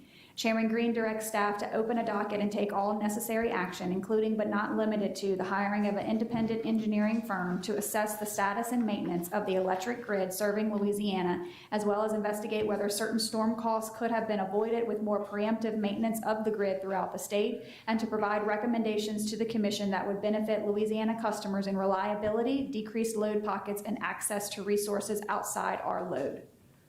Question, is there an existing docket that this fits under? Sorry. Oh, Is there an existing docket that this fits under already? And same for the second directive. I don't believe there's a docket that's existing. I'm trying to look for. We did similar things following, I think it was Gustav and Ike, we did a review that was probably the most comprehensive, and then we did one following Isaac Right. as well. I just was curious if there are established dockets. that I are don't open. think, I mean, I know we've got That's the what best I'm- practices, which is a little bit more, I guess, global in Response. concept and response. But we can double check and make sure it doesn't fall into one that's already out there. Okay, thank you. Let me comment. Commissioner Let Bossier. me chime on that. I think it's great. Please double check that. But don't stretch it to fit in an existing docket. I think these are substantial enough and important enough that they could stand on their own and be looked at with brand-new eyes in a brand-new way in lieu of the last 2 years worth of storms. So if it's a stretch, don't make it fit to another docket. But it just, try. I like the idea that they may stand alone because they're very unique, and we need this type of thinking to compare. We just heard an account of energy from the last 2 years worth of storms, and we know the devastation that's happened to our state. So I don't mind if these honestly had the attention of its own, but please get back to us about the dockets. I look forward to this docket as well, especially because what we're trying to do is make sure storm costs that could be avoided by proper and preemptive maintenance and upgrading. So I'm excited about both of these. Thank you. Okay, we have a second directive. This directive is to staff to assess Louisiana's current electric utility infrastructure for resiliency and hardening for future storm events. This is also at the request of Chairman Green. And Chairman Green directs, in light of the recent storms over the past 2 years, both tropical and winter, the apparent increase thereof, the broad devastation those storms have repeatedly had on Louisiana's electric utility infrastructure, and because such devastation ultimately comes at a cost to Louisiana utility customers, I direct staff to open a docket and use whatever means necessary, including but not limited to the hiring of an independent engineering firm to assess the current electric utility infrastructure in Louisiana and propose a plan of resiliency and hardening that could better prepare Louisiana's electric grid for future storms and interruptions. This docket should include creative proposals that would solve Louisiana-specific infrastructure problems and allow staff to explore all options from hardening to microgrids to solutions not yet known to the Commission. I'm also excited about this one. This one has implications for the infrastructure bill that just passed as well, and we have the potential to be able to make recommendations to the governor or whoever's doling out that money as to how we've researched how that could be best spent for resiliency moving forward. So, thank you. There's no opposition. We'll skip Exhibit 17, which is an executive Yes. session, and move on to Exhibit 18, Yes. which is docket number S36156. Dow Chemical Company's notice filing requesting that the Commission approve its request to decrease Olin's leasehold interest to an amount equivalent to approximately 285 megawatts due to Olin shutting down a portion of its chlor-alkali capacity at its Plaquemine facility. This is a discussion and possible vote on Dow Chemical Company's request, and this is at the request of Chairman Green. On October 21st, 2014, Dow filed a petition for jurisdictional determination seeking an order from the Commission declaring that the ownership, lease, management, operation, and maintenance, power, and steam transfers in any and all interest in and/or related to the 3 existing electric generation facilities and related infrastructure owned and operated by Dow and located within Plaquemine, Louisiana manufacturing complex will not render the facilities or any of the involved parties, either individually or collectively, a public utility or an electric public utility, as those terms are defined in Section 21 of Article 4 of the Constitution of 1974 and revised statutes 45-121, 1161, or 1164, or otherwise subject the facilities or the parties in interest to regulation as a public utility or an electric public utility by the Commission. After consideration, the Commission granted the requested declaration and issued Order Number S33436, April 8th of 2015. Order Number S33436 was based in part upon Olin's lease of 288 megawatts of capacity in Dow's facility, and also states that Dow shall provide the Commission with notice of any material change in the facts and circumstances set forth herein, which shall be subject to the Commission's review and approval, with notice and opportunity to comment to be given to the parties in the proceeding. On July 26, 2016, Dow submitted a notice filing seeking a minor amendment to Commission Order S33436, increasing Olin's leasehold interest from 288 megawatts to approximately 335 megawatts. In Order Number S34196, the Commission found that the changes referenced in the notice filing did not impact the Commission's prior determinations, and thus the Commission reaffirmed its findings in Order Number S33436, subject to the terms and conditions contained therein. On September 28, 2021, Dow submitted a second notice filing seeking another minor amendment to Commission Order S33436, decreasing Olin's leasehold interest to approximately 285 megawatts due to Olin shutting down a portion of its chlor-alkali capacity at its Plaquemine facility. The notice filing was published in the Commission's official bulletin with no interventions filed. Staff reviewed the notice filing as well as Order Numbers S33436 and S34196 and found that the changes referenced in the notice filing do not impact the Commission's prior determinations. Order S33436 states that Olin may have an option to increase or decrease its leasehold interest subject to certain terms should its power requirements increase or decrease. Staff determined that Dow's filing in the current docket is evidence of compliance with the terms of Order S33456 by specifically providing the Commission notice of a potential material change and providing the opportunity for intervention and review. Therefore, staff recommends that the Commission, 1, find that the changes referenced in the notice filing do not impact the Commission's prior determinations in Orders S33436 and S34196, and thus reaffirm its findings in those orders, subject to the terms and conditions contained therein. 2, find the Dow Chemical Company's filing in the current docket as evidence of its compliance with the terms of Order S33436, as the company specifically provided the Commission notice of a potential material change and provided the opportunity for intervention and review. 3, find that Orders S33436 and S34196 are amended to decrease Olin Corporation and Blue Cube Operations LLC's leasehold interest of capacity in the Dow Chemical Company's facility from approximately 336 megawatts to approximately 285 megawatts. 4, find that nothing in the change in the circumstances alter the commission's finding in orders 33436 and S34196 that the ownership, lease, management, operations, maintenance, power transfers, steam transfers, and any and all interest as described in the petition in and related to the facilities will not render the Dow Chemical Company, Olin Corporation, or Blue Cube Operations either individually or collectively a public utility or an electric public utility as those terms are defined in the Section 21, Article 4 of the Louisiana Constitution of 1974 or the Louisiana Revised Statutes, or otherwise subject the facilities or any of the parties in interest to regulation as a public utility or electric public utility by the Commission. 5, affirm that no changes are being made to ordering clauses 1 through 14 of Order Number S33436 other than to reflect the changes referenced in the notice filing. All obligations and conditions listed therein remain in effect. And 6, issue an order that it will be effective immediately. Is anybody here from, that represents the people on this issue? Oh, good. Somebody. Because I just want to say, nobody ever called me about this issue, and some of the other commissioners are in the same boat. Nobody called us, nobody came to see us, so I think you're going to have to kind of go over it. I'm going to turn it back over to the chairman. Good morning. Luke Piontek on behalf of Dow Chemical. I apologize about that, Commissioner. This is simply a modification of prior authorization the Commission has given to Dow and Olin before. As you may recall, several years ago, Dow sold all of its chlorine operations worldwide to Olin Corporation. So Olin is actually on Dow's site and takes some power from Dow's generating facility in Plaquemine. They are reducing their production, so we felt that might be a material change. So we asked the Commission to approve the reduction in the authorization of that provision of power to Olin. But it's been approved 2 times before this, just in different amounts. I mean, but how does that affect the overall system? It doesn't. I mean, Dow generates all of its own power, and now that Olin is on site, Olin has power from the same facility. The facility actually, I think, might sell some excess into the grid. So if it reduces output to Olin, I guess it might have a little bit more to sell to the grid, but other than that, it doesn't affect the operations. Is that a fact, or is that an assumption, or? It's an assumption. I'm not sure, how much they would have excess to sell at any given time. Mr. Chairman. Yes, Commissioner Francis. Yeah, I feel the same way that Commissioner Scametta did. It's a big deal with Dow, and I didn't know anything about it. Nobody's talked to the Commission about it. I watched you working for Northeast Co-op, and you did a great job.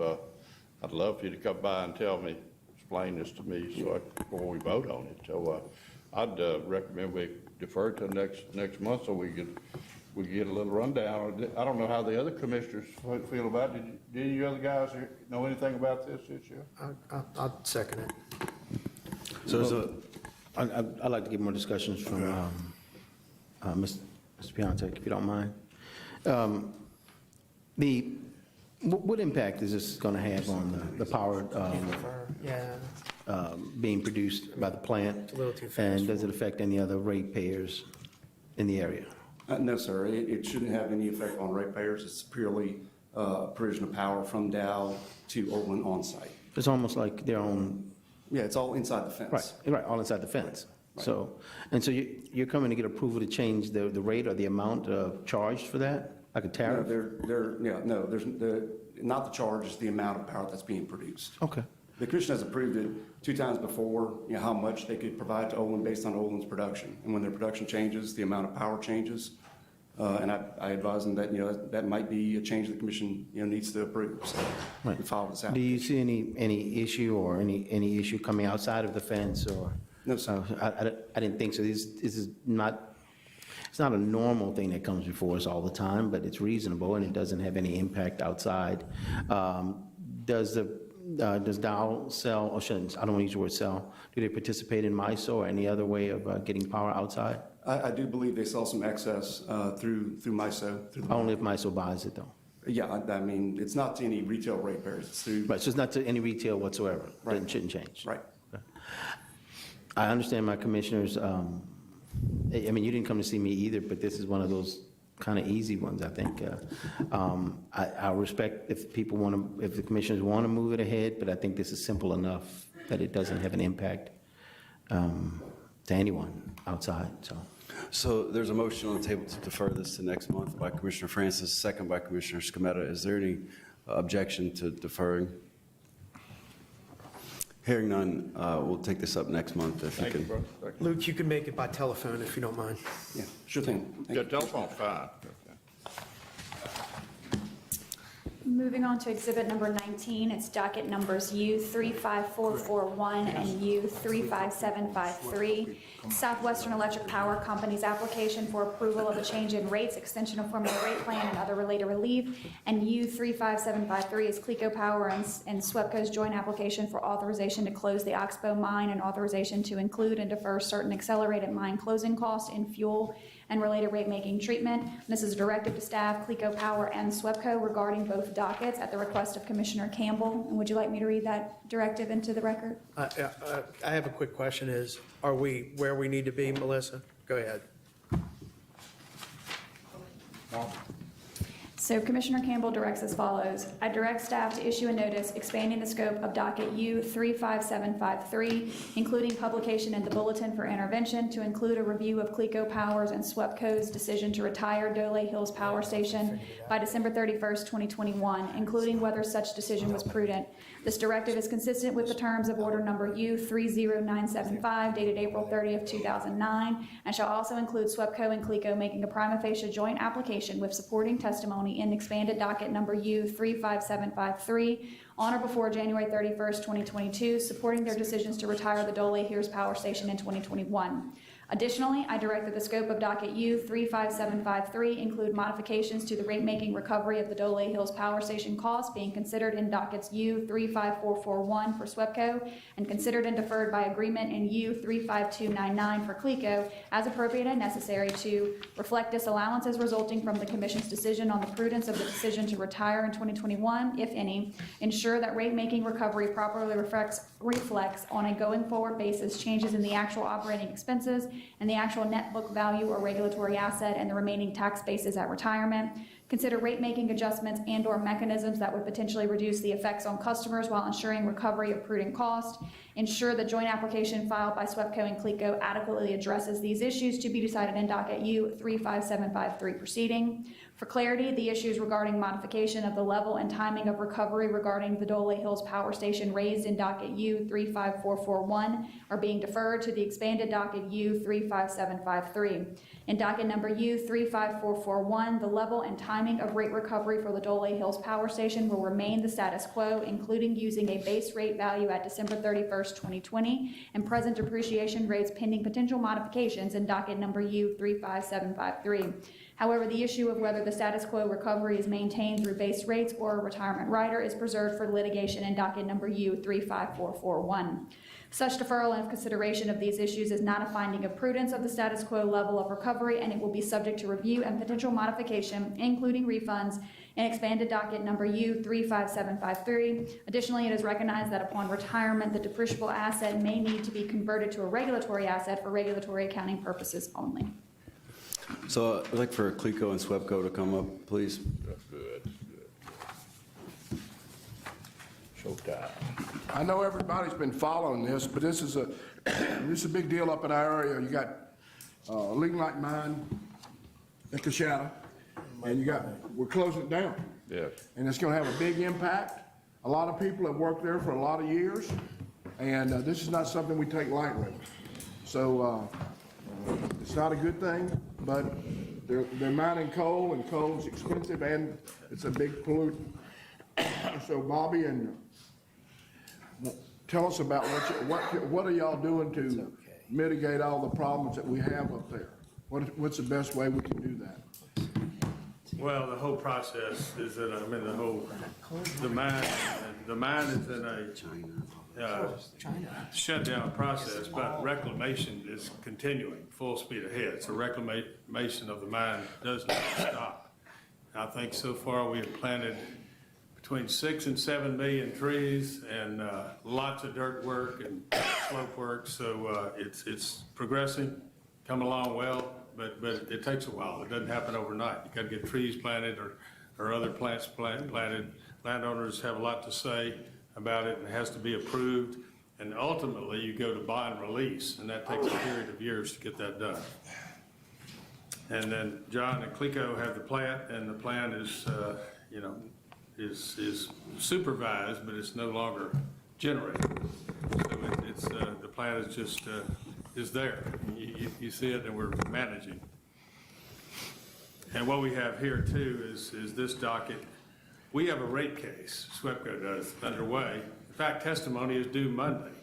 And so what this process is doing is pulling all Dole Hills issues, and this is staff's request, out of the rate case and moving it to the Dole Hills docket.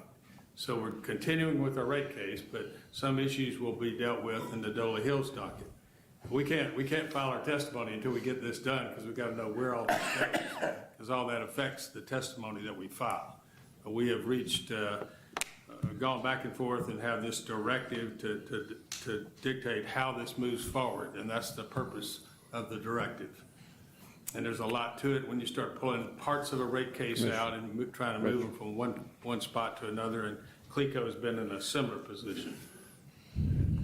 Yeah, and with regard to what's before you today, CLECO is here more just saying we don't object to what staff is recommending to you, that some of these things are going to be taken out of the rate case and brought over, and we're fine with that. Is it fair to say that when this mine is shut down, other than us losing those jobs, which they paid good money up there, those people worked hard, and I went out and visited the mine about a month ago, and they planted all the trees and all that, but the coal is not what coal used to be.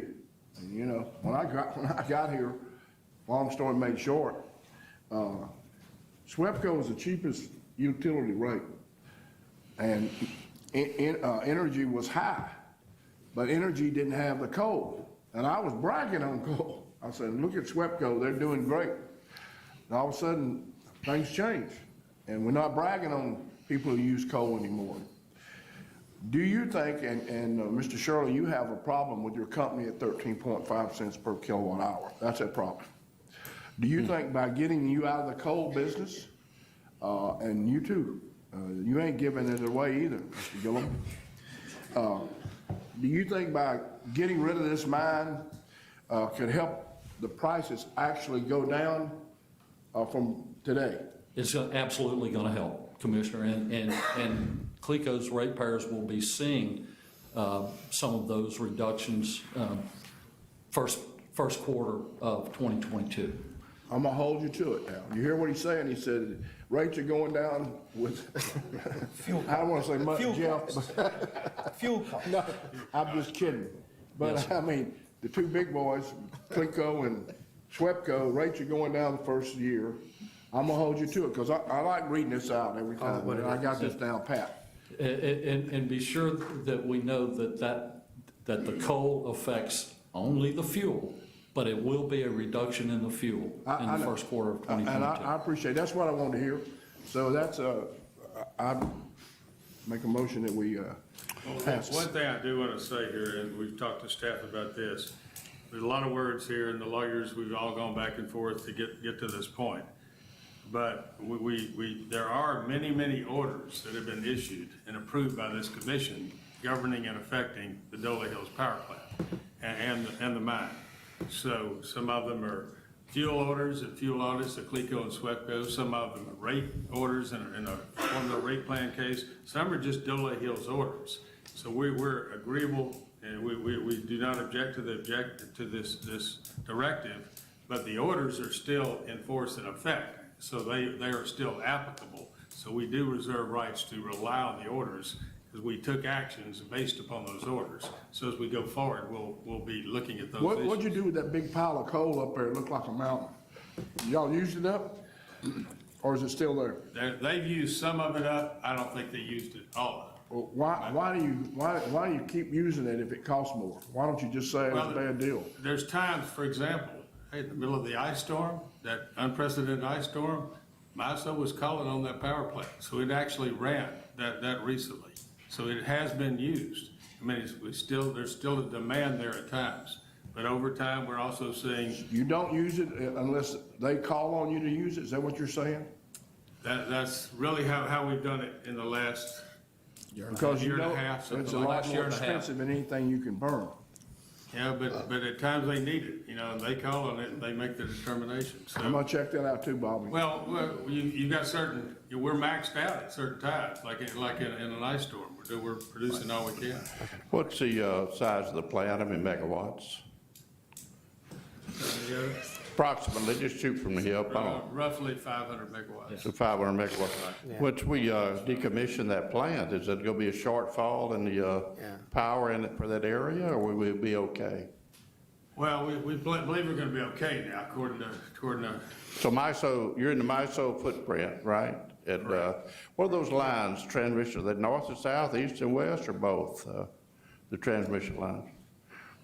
I don't want to put you on the spot here. They're north and south. And in the MISO There's some footprint. that run Okay. some a little east and west. So MISO has got to approve for you to shut down, and they've given you permission, you have permission to do that now? Okay, and I know there's been some talk about possibly putting some solar panels in there to maybe replace some of the power that we've lost, is that true?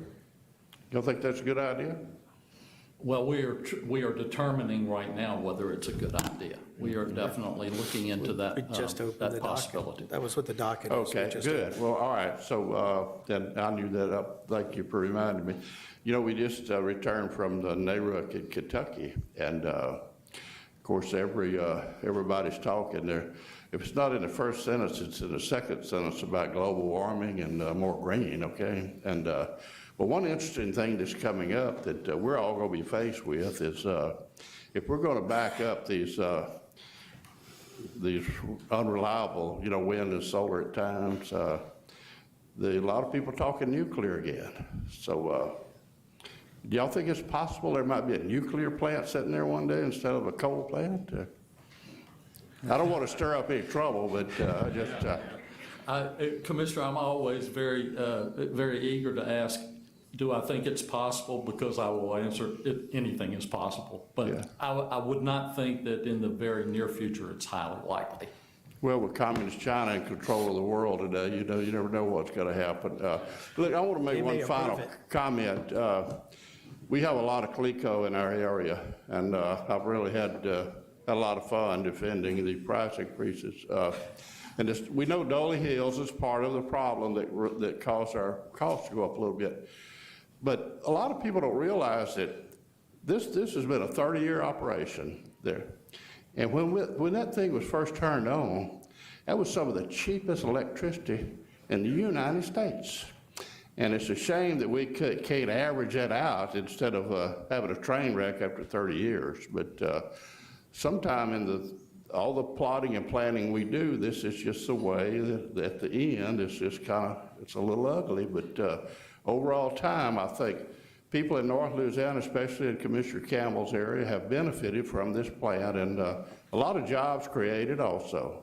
Now, we're not in the jobs creating business, but we sure like to put our people to work. Thank y'all for what you do. There's a lot of taxes paid to DeSoto Parish and Red River Parish and the schools and all, so it's been a good plant for a long time. Yeah. Commissioner Scametta? Since Commissioner Francis mentioned it, I'd point out that the new small modular reactors are right at 500 megawatts. So you got that going for you. Well, Commissioner, there are a lot of people a lot smarter than I am who are looking into all of this and our integrated resource planning and. They're expensive, but they last a long time. But the other thing is that even if it's a 500 megawatt, CT or a gas plant, even in combination with solar, that's a critical transmission interconnect right on the SPP, MISO seam, so to speak. And it's someplace that generation's going to need to take place, even if it's a hybrid setup. So I'd like y'all to be thinking about what can be done there, whether it's both of your companies or one of your companies, or what the future holds there. But, the resource planning of the state, I think, is going to demand something be built there over the next 4 or 5 years. And we got to look and see what can replace that coal plant and do so in a way that's meaningful to not just the state, but to the parish and its, tax base and employment base and construction base and employment base. So while we're, eager to eliminate these sort of rising costs of coal from federal regulatory aspects, that we want to find something that can replace it in a meaningful way for the state. So thank you. Yes, sir.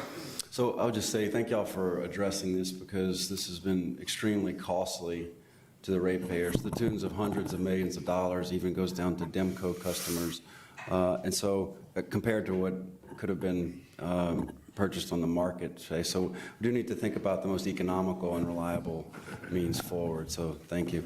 Chair motion, Commissioner Bossier? Yeah. Tell me, and I'm looking at all the documents here, has it, or what is the proposed actual date of the closing? Or has it already been closed? The plant, the Dole, is it Dole Hill?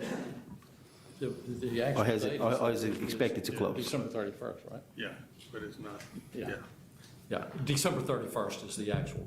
That's the announced date of closing, so. Yes.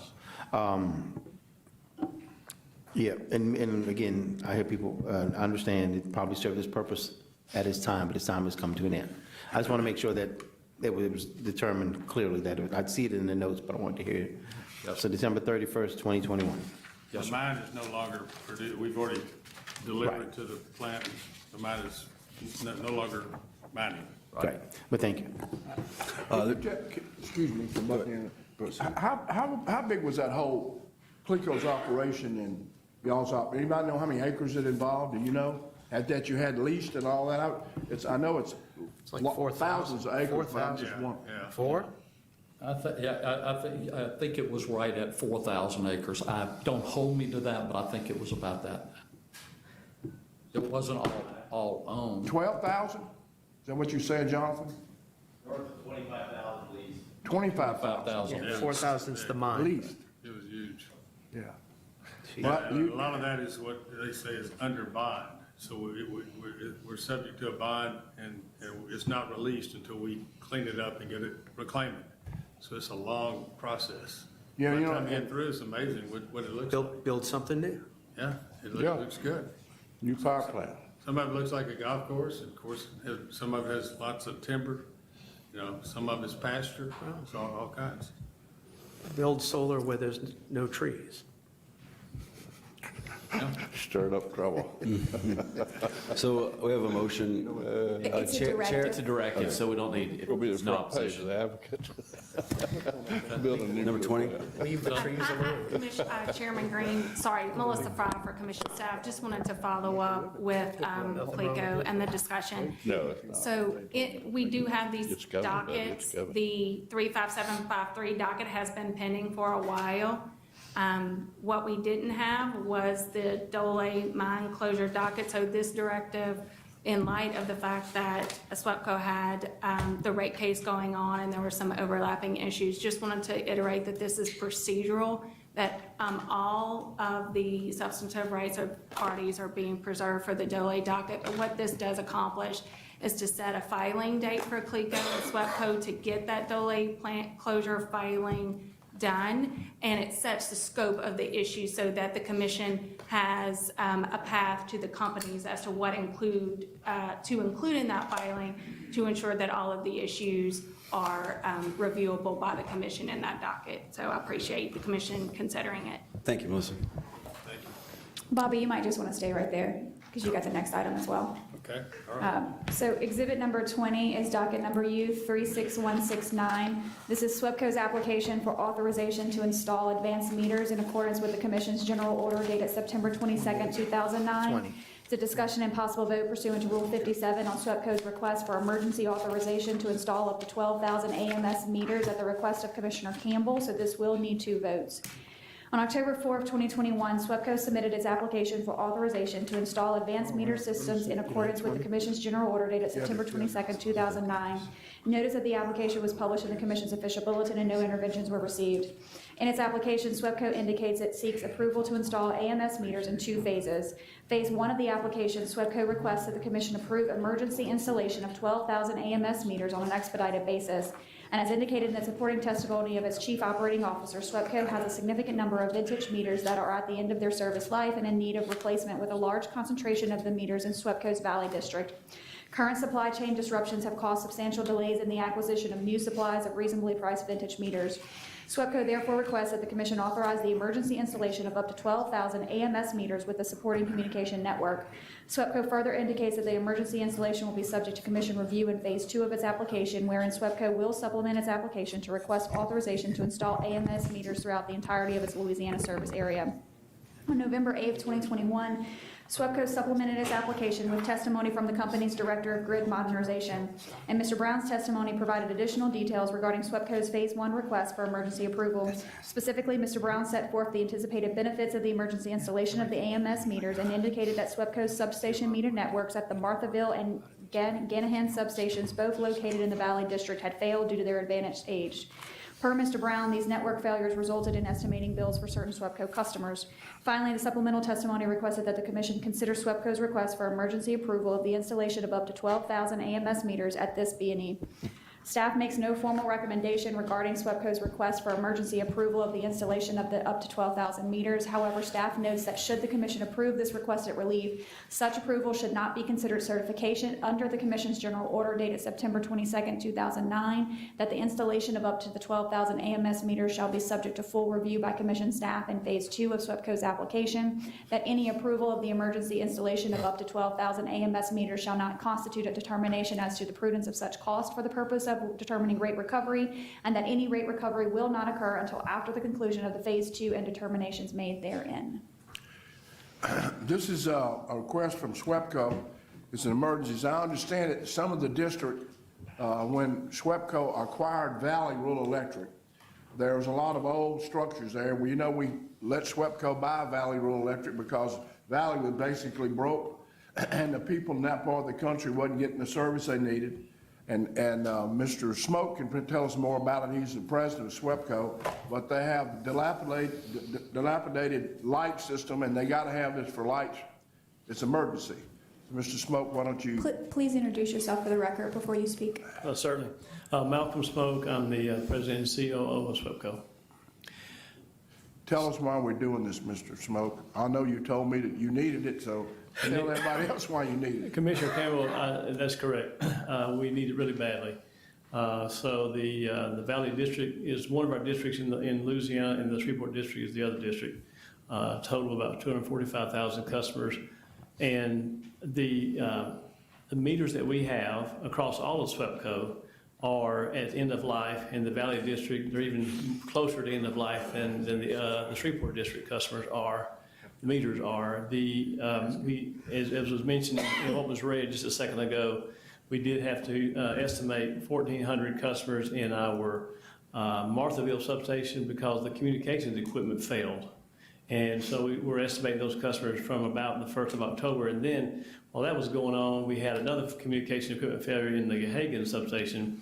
We had to estimate about 650 customers, so that was 2,100 customers we were estimating for a good while, and that's not a pleasant thing to do because you never get it right in the eyes of the customers because you're always too high or too low. But anyway, that's what we don't want to happen. But the fact is that this equipment has been in service nearly 20 years, and it's nearest end of life based on the evidence that it's failing now. So we're asking for approval to give ourselves some relief by installing the new AMS meters, the new technology, and we will use the old meters we take out and basically create some inventory for ourselves so that we'll use those old worn out meters that are still got some life left in them and not buy new meters. So when we serve new customers, we're going to use those old meters in Shreveport and in the Valley and while we are completing the application for full implementation of AMI and ultimately over the next 4 years go to AMI. But we have this short-term crisis we're trying to alleviate now.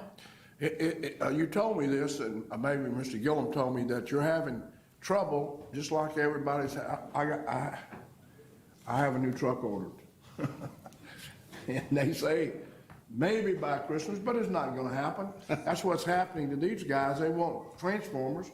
Yeah. You probably want pipe. Yeah. Take a number and wait. That's what's happening. They need this equipment. But it's not available. And everybody, all facets of business is having the same problem. Yeah.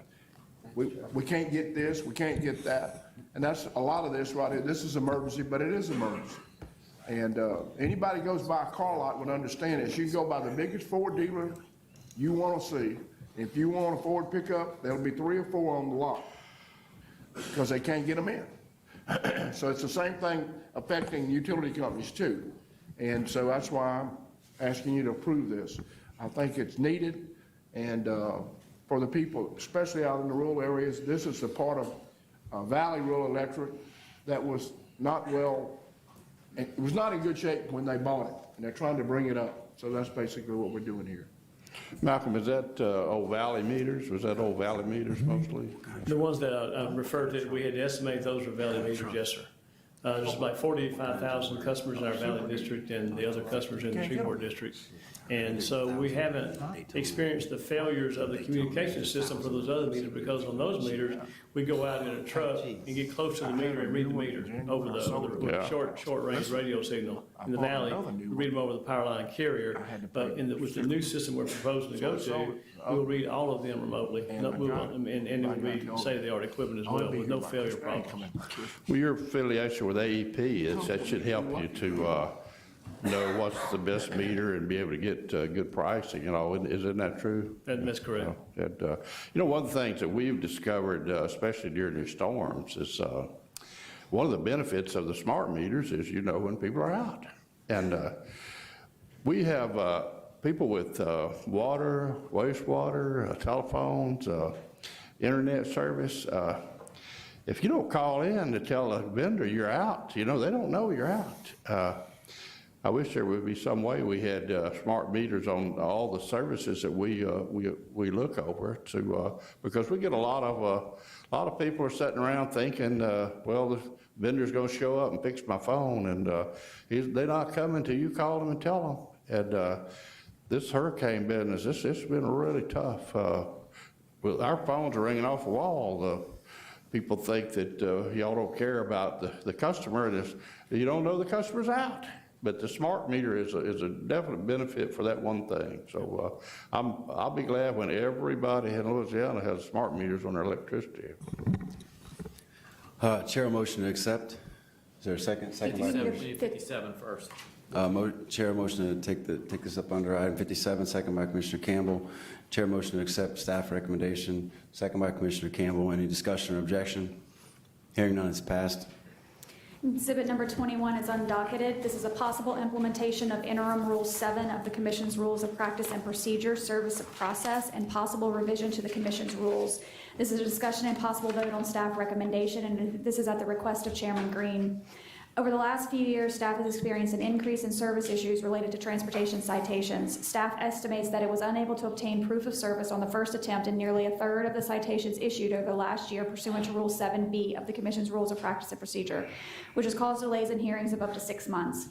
Rule 7 provides various processes by which service of Commission proceedings can be made, and while publication in the Commission's official bulletin is considered proper service, the Commission and the Administrative Hearings Division has historically taken the approach that the transportation citations should be served via Rule 7B, which requires service by certified or registered mail. This process is where staff has experienced an increase in service issues. Historically, the Commission, through its Administrative Hearings Division, has accepted service via certified mail as proof of service when the citation is issued to the carrier's address on file with the Commission, and either the green card receipt is returned to the Commission, the green card receipt is not returned, but the USPS Post Office certified tracking website indicates that the citation was delivered, or the citation was not claimed by the carrier. If the citation is to an unregistered carrier, the same process applies, except that staff uses the address of the registered agent of the company as recorded with the Louisiana Secretary of State. Delays have occurred in processing violations due to staff not receiving the returned green card receipt and the United States Post Office's certified mail tracking website indefinitely indicating that the items were awaiting delivery scan or en route to next facility. Staff reached out to the United States Post Office, and staff's understanding is that the Post Office's website can reflect these descriptions for a number of reasons, such as the certified item not being scanned by the mail carrier, the green card receipt being left on the attached citation envelope, or simply that the green card was lost en route back to the Commission. When staff does not receive the green card back and the United States Postal Service website tracking does not indicate receipt or unclaimed status, staff is required to request the hearing be continued to another date and start the proof of service process over again, which causes undue delay in proceedings to the hearings. In an attempt to avoid undue delays for transportation citation hearings and continued duplicative use of resources, staff is recommending modification to the rule that, 1, clarifies when the bulletin is considered proper service, and 2, allows for other means of service where proof of delivery, attempted delivery with refusal, or unclaimed delivery can be shown.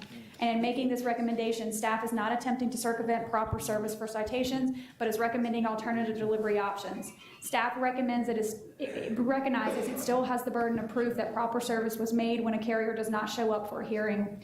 Further, staff acknowledges formal modification to Rule 7 should occur in a docketed proceeding where all interested parties have an opportunity to provide comment on any proposed revisions.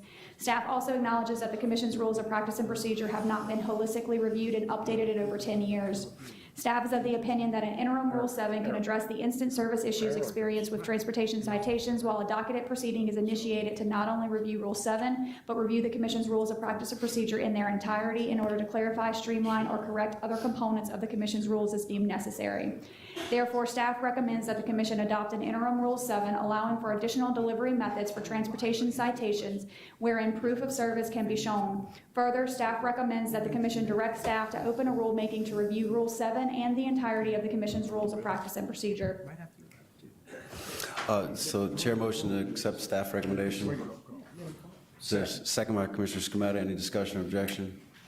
Hearing none, it's passed. Thank you. So we're going to now go into executive session. Executive session. I need to We'll read read the caption. NRA real quick, and then we'll go. Proceed.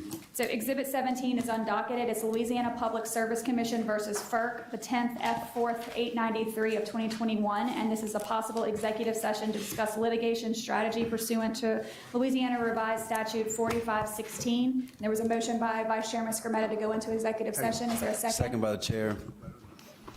We'll go into executive session now. Please clear the room. Thank you, everybody.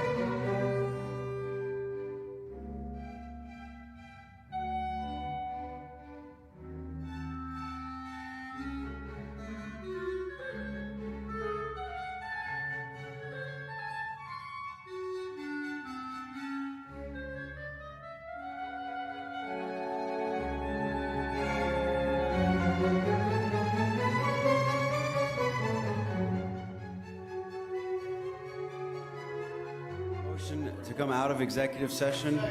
Second by Commissioner Bossier or Scametta. Any objection? None. I would like to make, motion to adjourn. I'd like to make one comment. I just want to thank the staff for all of y'all's hard work on a variety of issues. There's a lot of width and depth, and y'all do a great job, so thank you. We have a motion and a second to adjourn. Francis.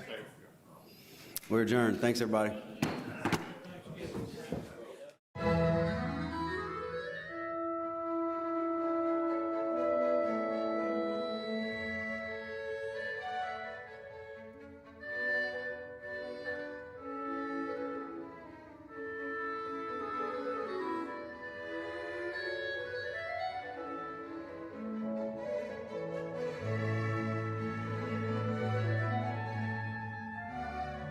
Thank you.